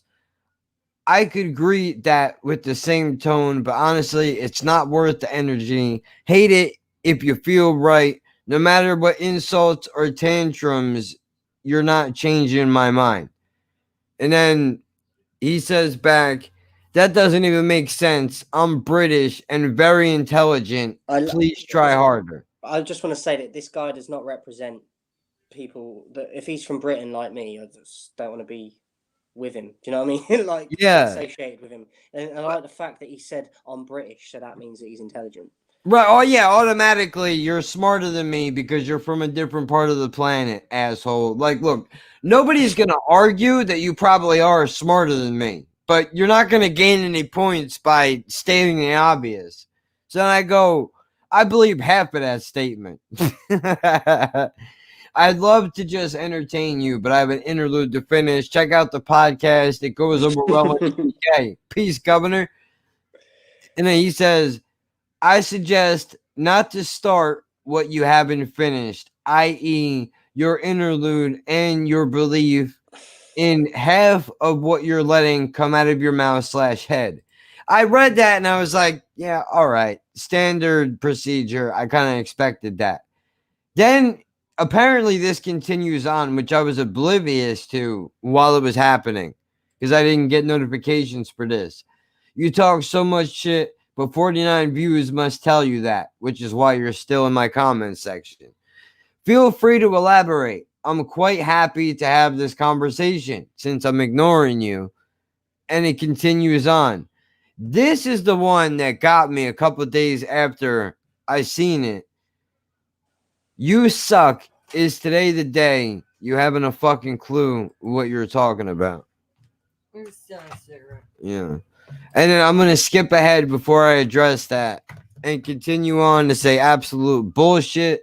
Stop dribbling, for fuck's sake. Swallow all that gob in your mouth before you try to chat with a straight face.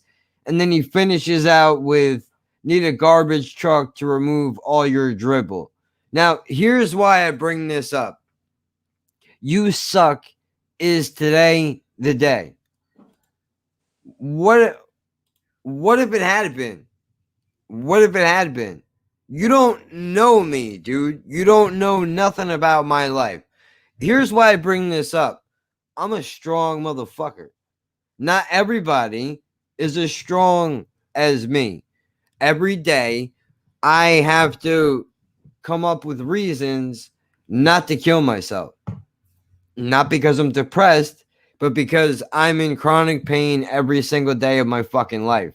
So every day that I wake up to this pain, I have to then remind myself of why am I choosing to live through this miserable fucking existence. Having said that,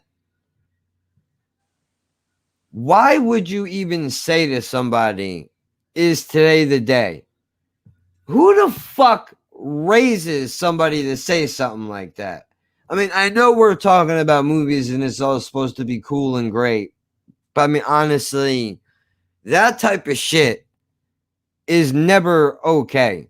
There are people that I wish nothing but terrible things for. Not actually. I mean, it sums up who he is because he said that, but again, he's not even got a picture of himself. So he's saying that sort of shit with no, like, balls because he's not identifying himself. Right. Like, but see, here's how I could tie it in, dude. At least a hitman signs a contract. When you get a contract put out on you, you're kicking around dirt in a world you're eventually expecting to get some shit coming back to you. Yeah, for whatever horrible sword, thing. die by the sword, isn't it? So yeah, but this, I put a fucking video out into the abyss. I don't like a song. So is today the day I'm gonna kill myself because I don't think the way you do? Like, dude, this internet, like, if we pause on a movie for a moment, I don't know what is the fascination with our culture in general as a species that it's acceptable to just throw around suicidal ideology like this, like it's not a big fucking deal. And I understand anybody can look at this and go, internet bullying, you want to stop the problem, turn the computer off. I get that 100%. I don't have to respond to this guy, but a comment like that doesn't need a response to be effective. It doesn't matter what mood you're in. When you read something like that, it's going to bring you to a dark place. And that don't even include if you have mental problems like I do. But I just want to take a moment to say, if you're writing shit like this in the people's comment sections, I want to talk to you for a minute. I'm not telling you to change your life. I'm not saying that what you do or you don't do is right or wrong, but you do realize that there are people that are on the other side of these fucking things, right? So just imagine if you walked out your front door and there was a stranger standing outside that just looked you in your face and was like, hey, asshole, you're going to fucking kill yourself today because you should, because you're worthless, because nobody gives a fuck about you. You could know those things are not true, but if somebody tells you that every time they see you, you're going to give it a thought. So even if you were raised, or better yet, even if you weren't raised by whatever excuses for parents that you may have, it's never okay to say some bullshit like that in a comment section. I would never give any of you fucking sissy bitches the satisfaction of knowing that you affected my life so negatively that it would cause me to take any type of action in that way. However, I just want you to know all your hopes and dreams will come true one day because I will be dead, just like you and everybody else on the fucking planet. I will make that choice if I have anything to say about it. And lastly, if you're going to comment, even if you have criticism, if you want to suggest something for the show, if you want to give your thoughts on why you don't like it, why you loved it, whatever you want to do, fine. But understand that your words actually do have fucking power, even if you feel powerless wherever you're at in your life right now.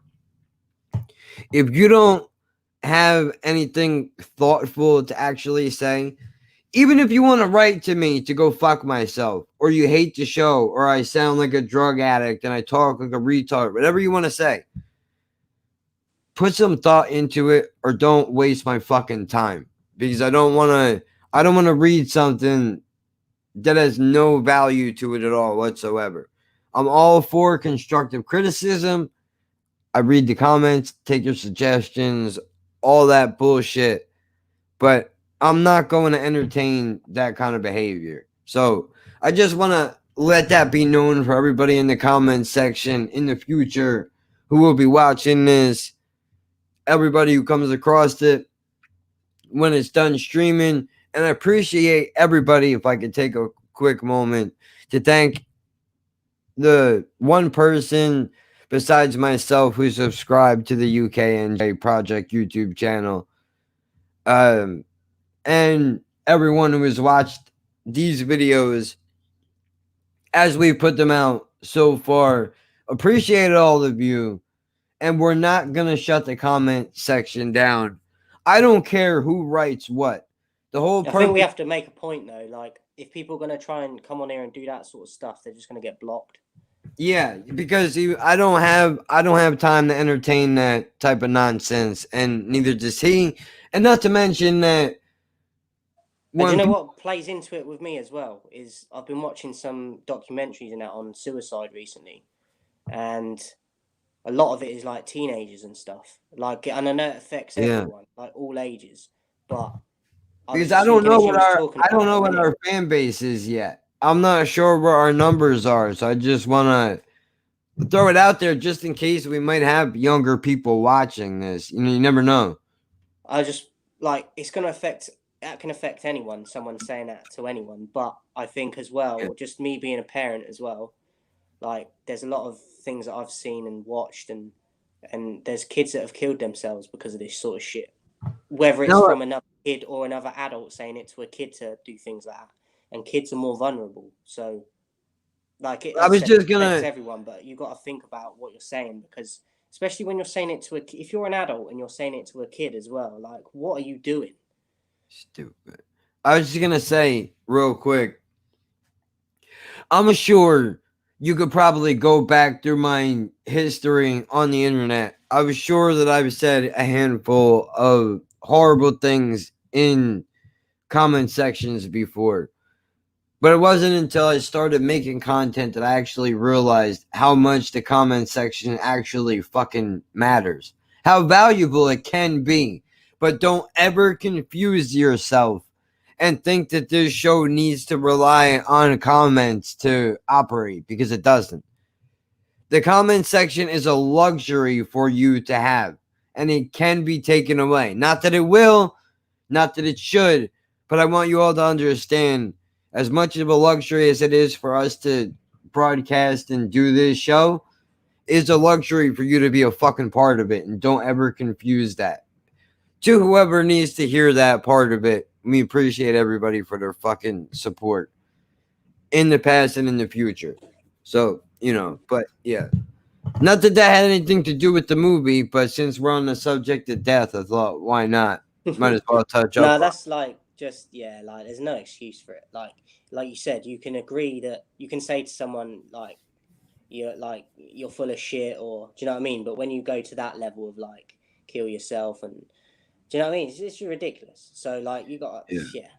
I mean, dude, I can't remember the last time I seriously said to somebody, kill yourself. I say it often, but I mean, I'm joking around. I don't think I've ever said to anybody, kill yourself, like really, and meant it. That's just not, I think about shit differently, I guess. I don't throw shit around like that. Like it don't mean nothing, because it definitely does. But that's the separation, I guess, you know, desensitized from all the, not to sound like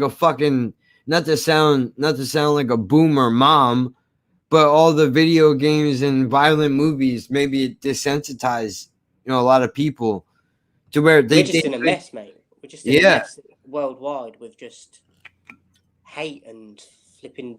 I don't know what's going on now. Like it's just getting worse. I mean, dude, it's real easy. Believe me, I know. I have to fight the anger every fucking day. It is way easier to lean into the anger and tell everybody to go fuck themselves and grab your nuts and be done with it. It's a lot I get harder. passionate like you do with people on like groups and stuff I'm in, where I'll where I have debates about things and I don't agree with people, and I get really like, I'm like, nah, you're wrong. But I don't, like you said, I don't go, oh, go hang yourself. Do you know what I mean?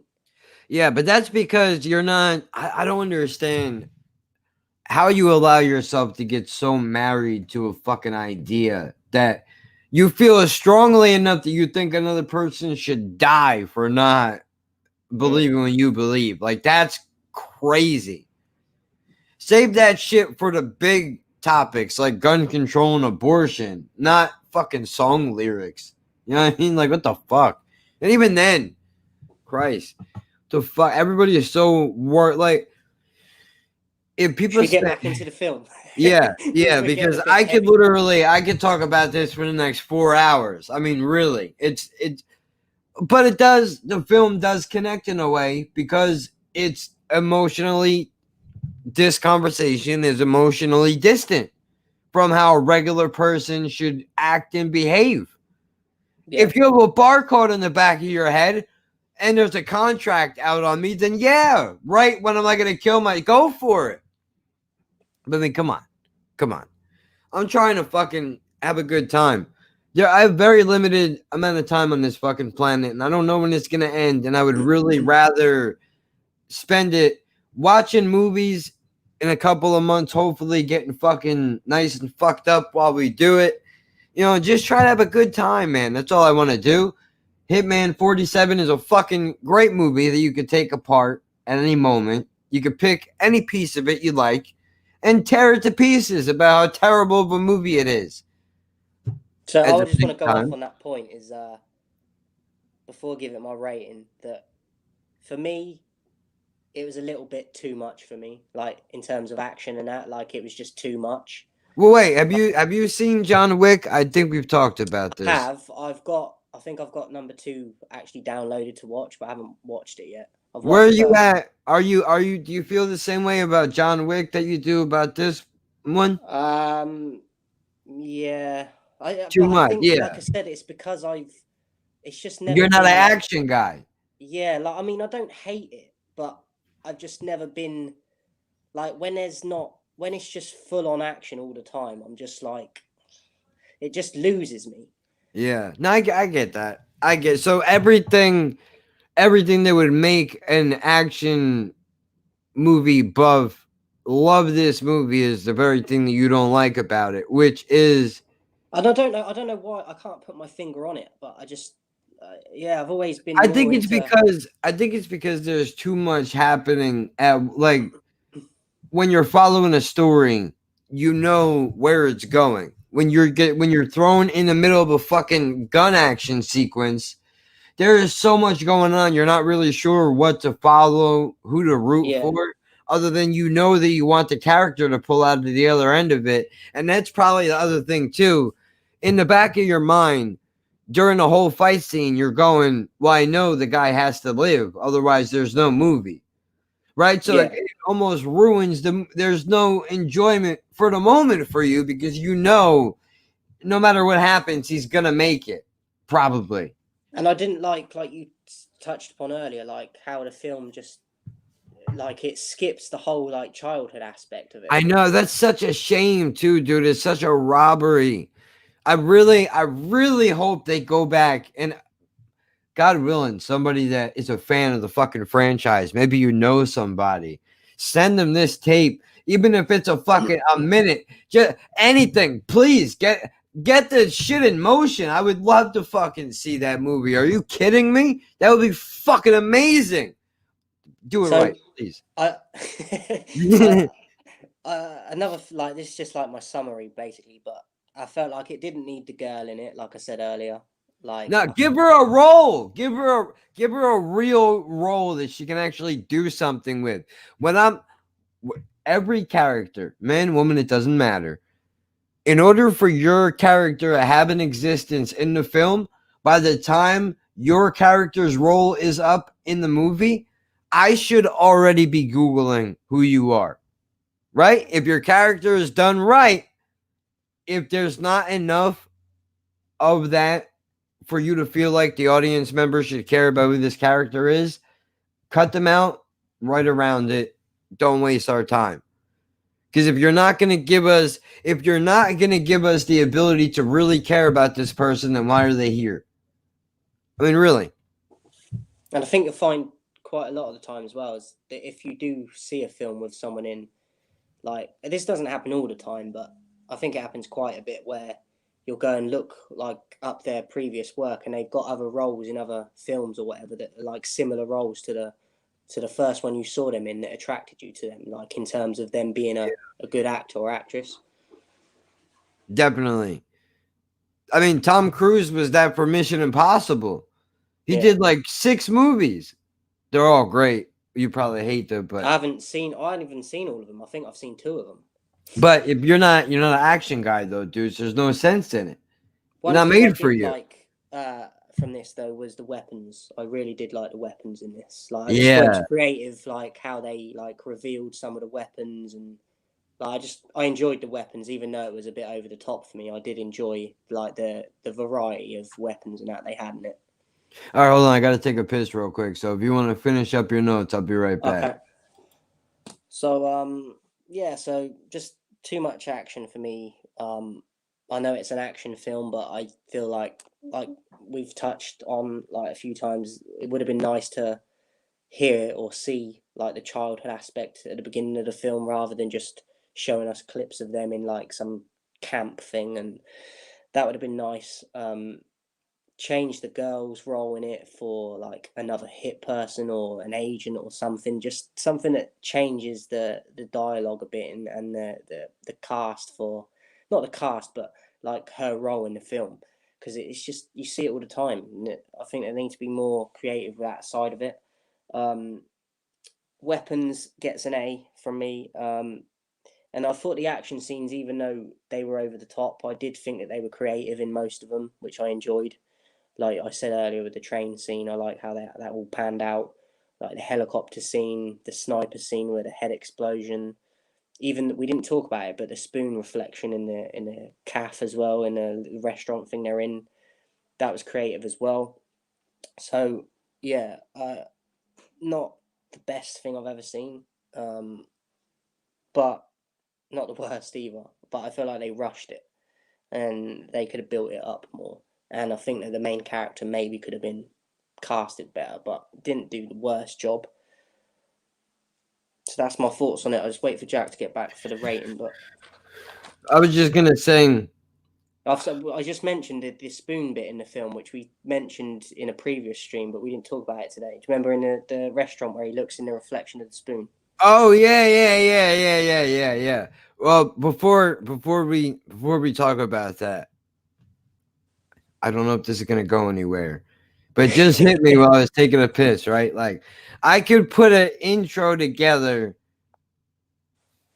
I think bare bones. This is bare bones. I have no idea if this even could go anywhere, but we're doing all types of movies. So I think I could probably take like old school. Here's the ideas that just hit me in the head right now.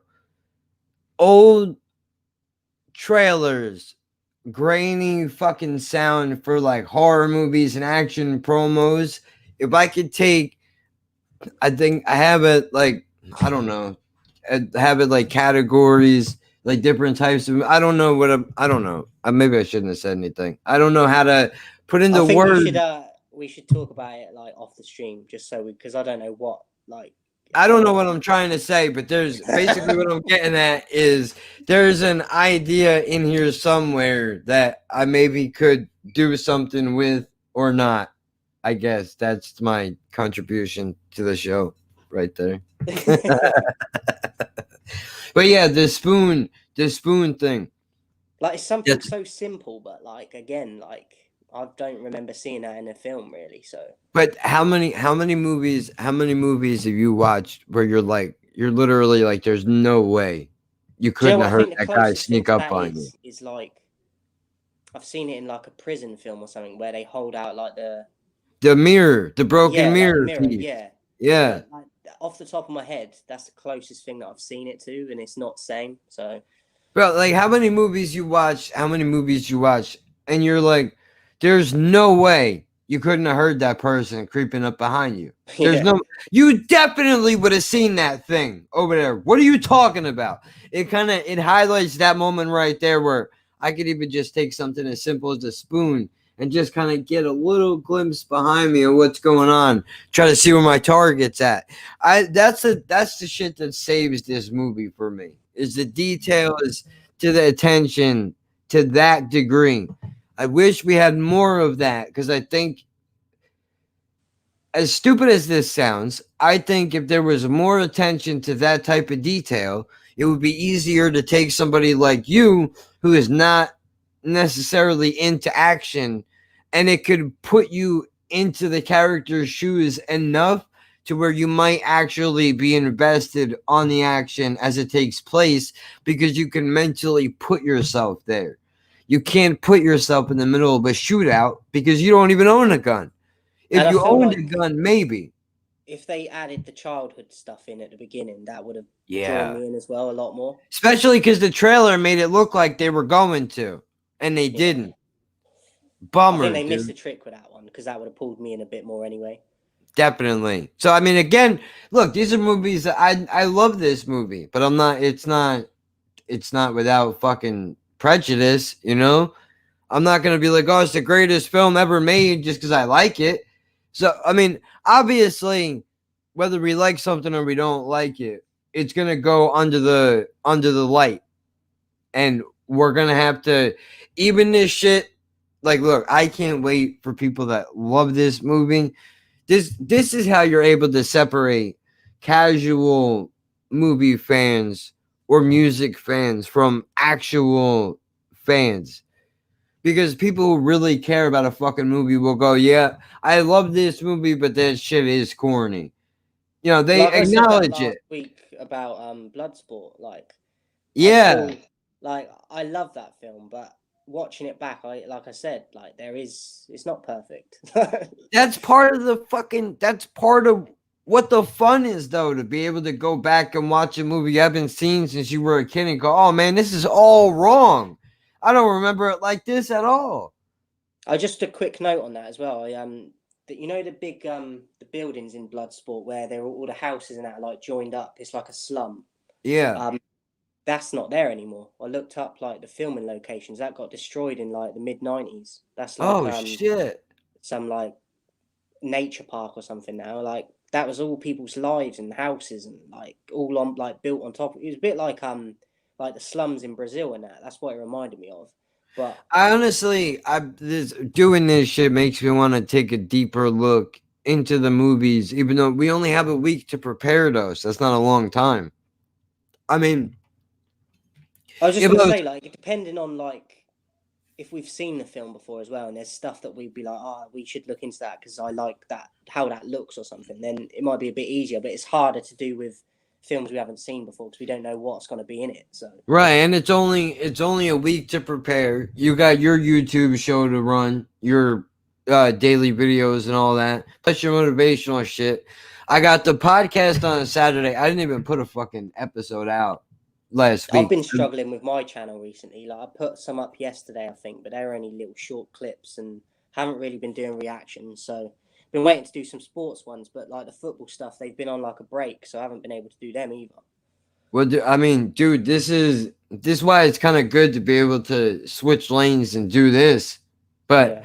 I mean, it's literally been so crazy for the last bit. I'm still adjusting, getting this show into my daily routine of content creating and regular living life, because usually I wake up between 6 and 11 a.m.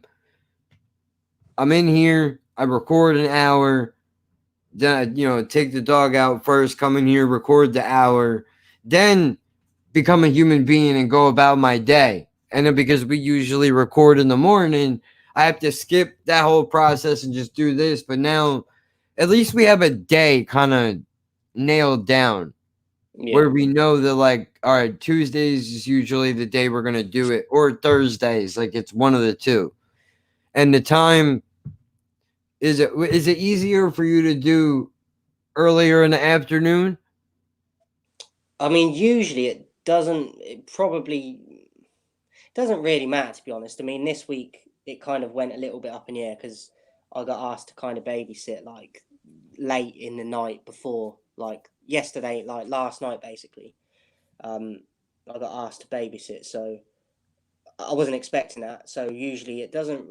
My time's usually pretty free for it. So probably earlier in the day. It doesn't have to be mega early, but I mean, I'm not a great sleeper anyway, so I could do it at night. It's just, I don't know. We naturally did more in the day before anyway, so it doesn't really matter too much.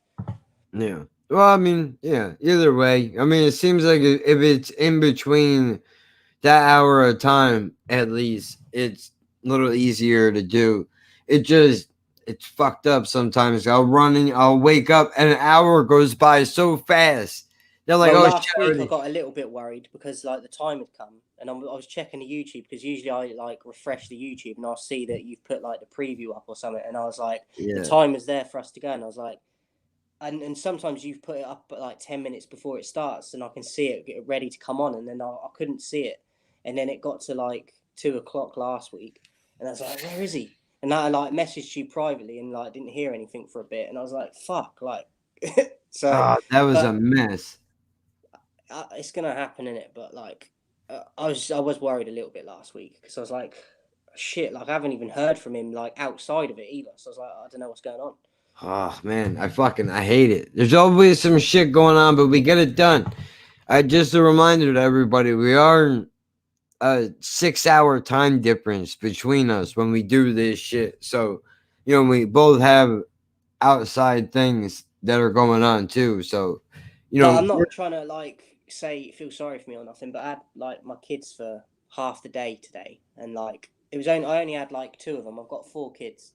I had 2 of them today, and the other was at school and that. But like just after I dropped them back and stuff, after I had them, like I was just mentally like really tired, like just from just having my kids. And then I was like, I want to go to bed, but because we was doing this, so like, do you know what I mean? I was like, I can't go to bed. We got to do this. So, yeah.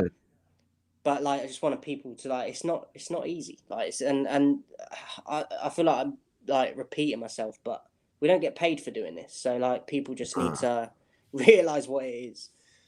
You can, well, I should mention, I started the podcast for this channel.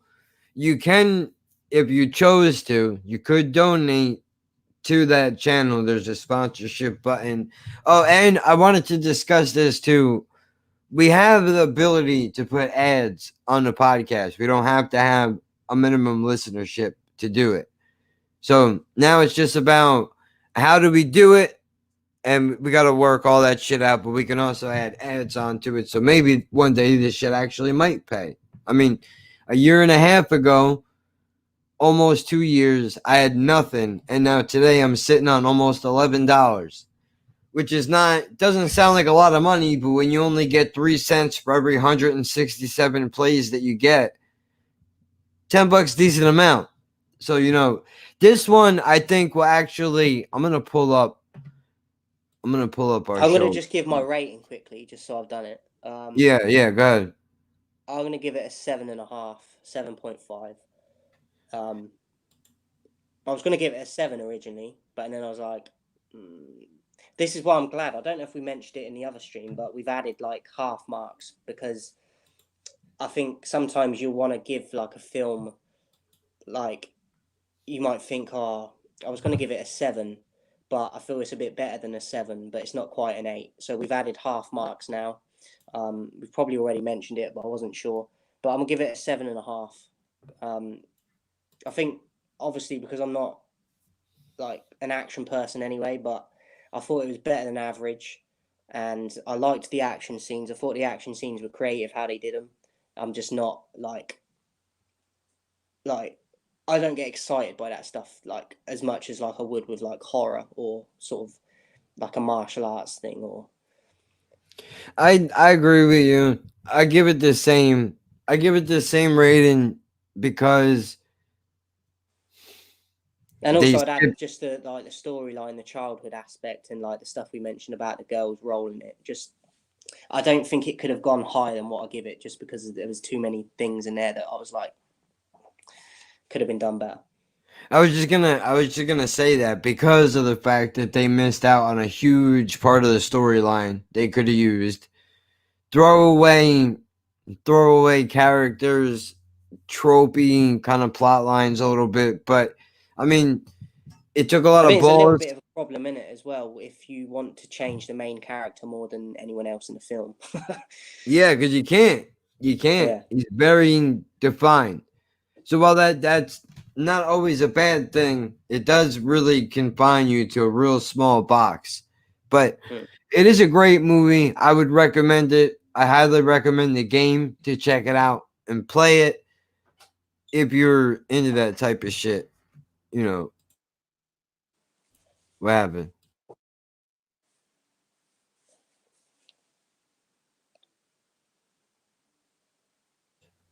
So yeah, I don't know. I would recommend it definitely. I'm trying to think of what else to really say. I mean, I've already torn it apart enough. I think attempting to make a movie out of a video game. I almost feel like they have to add like a remake of the game for them to remake the film, because I feel like they probably think, oh, the game like is old now. Do you know what I mean? There's no point in remaking it unless we bring out a new game as well. Yeah, I mean, I think Hitman 2 just came out not long ago, but I'm not 100% positive. And I don't think, not the movie, the game though. Yeah. I don't think there's ever been another one made after that, but I'm not sure. But you know, yeah, I agree with what you said. I basically second everything, but just like I showed you real quick. All the episodes are here in audio form. I tried to upload video as well because you can do that, but apparently our files are way too long. Only Joe Rogan can put up a 3-hour video.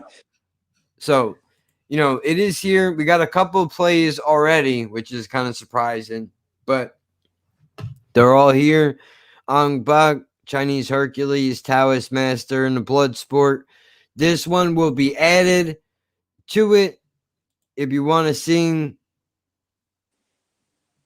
I'll show you what the site looks like.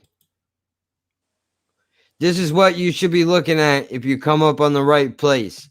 There's our page. You can listen on Spotify, and you can send us voice messages. I wanted to add this. This is why I brought it up. If you want to participate in the show and you don't want to get involved in the chat, if you feel more comfortable, you can send a voice message through Anchor.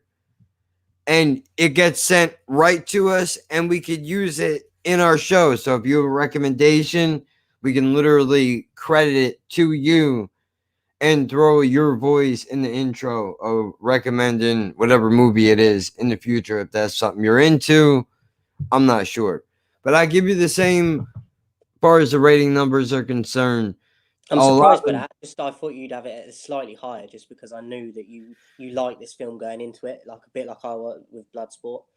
Well, just because, I mean, of everything that we brought up is even more of a reason why I can't rate it higher. Because then before we discussed everything, did you have in your head that you was going to have it higher? Yeah, I honestly thought it was going to be like a 10. And then I started to watch it, and I was like, oh, man. I guess I was just so happy to have the movie when it came out. I let a lot of shit slide just because I was happy to have it. I was like with Bloodsport, because before we did it, I thought I was going to give it at least an 8. So right. But this the interesting thing is I don't even know what my opinion is going to be before we get here and start talking about it, because sometimes I'm moved in the other direction. But I mean, dude, it was fun. I'm really looking forward to next week. That shit would be easy for me. I know the movie inside and out. Are we definitely doing Sunset? Because I'm only saying that because we originally said we was going to do like once a month, innit, for different genres. Yeah, but I mean, only reason why I think you should do it is just because it will, if for no other reason, it can help the people that watch the movie get a better idea of what's going on inside of your head. To kind of get to after know, this one, maybe go back to like martial arts for a bit. Yeah, I mean we could do that. That's cool. I'm just saying, so they can, at least they'll be able to figure out who you are a little bit more. Yeah. So I mean, yeah, you got your channel and all that, but giving the analysis on these movies, I think, kind of gives people an idea of where we're at. So this should kind of give them a better idea of how you come to the decisions that you come to. But yeah, after that, especially because I want to cement it early on that we have the ability and the range to be able to do movies that are in this genre as well. And I suppose it's like good because I already know that it's a completely man, we've spoke about it, so I know that it's completely different. So I think it's good in that aspect, because when we do the martial arts ones, obviously they've all got the same sort of theme running through them. Whereas like for these 2 weeks, it's totally opposite ends of the spectrum. So yeah, and then after that, we could figure out what martial arts movie we're gonna go back to. But you know, selfishly, I'm pushing this one through just because I want to. And I've been meaning to watch it for a while anyway, so it'd be good for me to finally see it, because I've watched the trailer and that, and we spoke about it months ago. So yeah, definitely. I mean, I'm excited, dude. So let me know, I guess, how. Oh no, never mind. Because you already have it, right? Yeah, I need to check the link, but when I checked it the other day, it was working. So okay, I guess when you got it, everything is good. We'll do it and we'll plan it out like we have done. So you can subscribe to the newly added podcast of this show, so you can download it and listen to it on demand if you choose. It's on YouTube under this channel. It's on YouTube on UKNJ Project. All social medias: Twitter, Instagram, YouTube, UKNJ Project. Bloodsport. I just want to just jump in. Sorry, just quickly. I just want to say that if there's anything that like we need to change or anything, just that like we will try and one of us will try and hop on and say if there's a change of plan, unless it's really last minute and we Oh, right. Oh, hold on. You froze. But just wanted to let people know, like, we will try and give you updates if there's a change of plan or whatever on the channel. But if it's too close to when we're going live or whatever or streaming, then probably won't happen. Just because by the time it's uploaded, like, we'll already be doing the show. So, but if we've got enough time beforehand, we'll basically give you updates if anything changes. That, and I'm going to try to work in a schedule to shoot off an Instagram post and a tweet before we go live, so it'll give everybody a couple of minutes to get there. I don't know how much that helps before we go live, if it does alert anybody or not, but I'm going to do that. I'll try to work it into the schedule. Everything will eventually come together smoothly at some point. Just give us a minute and we'll get there. So with that out of the way, dude, that is it. Subscribe across all social medias, Anchor, Spotify, Pocket Cast. Remember, UKNJ Project is available there. On YouTube, BCHQ, reactions, motivational speaking, lapping at birds, 5 a.m. Eastern Standard Time. Check your local podcast listings. Next week, the Sunset Limited. We will be coming back to review this. It's going to be a little bit different from what you guys are accustomed to, but shaking it up every once in a while is not necessarily a bad idea. So we'll sew this fucking thing up, dude, and I will speak to you, obviously, over the next couple of days. Until next week, everybody else, catch you then. See you later, guys.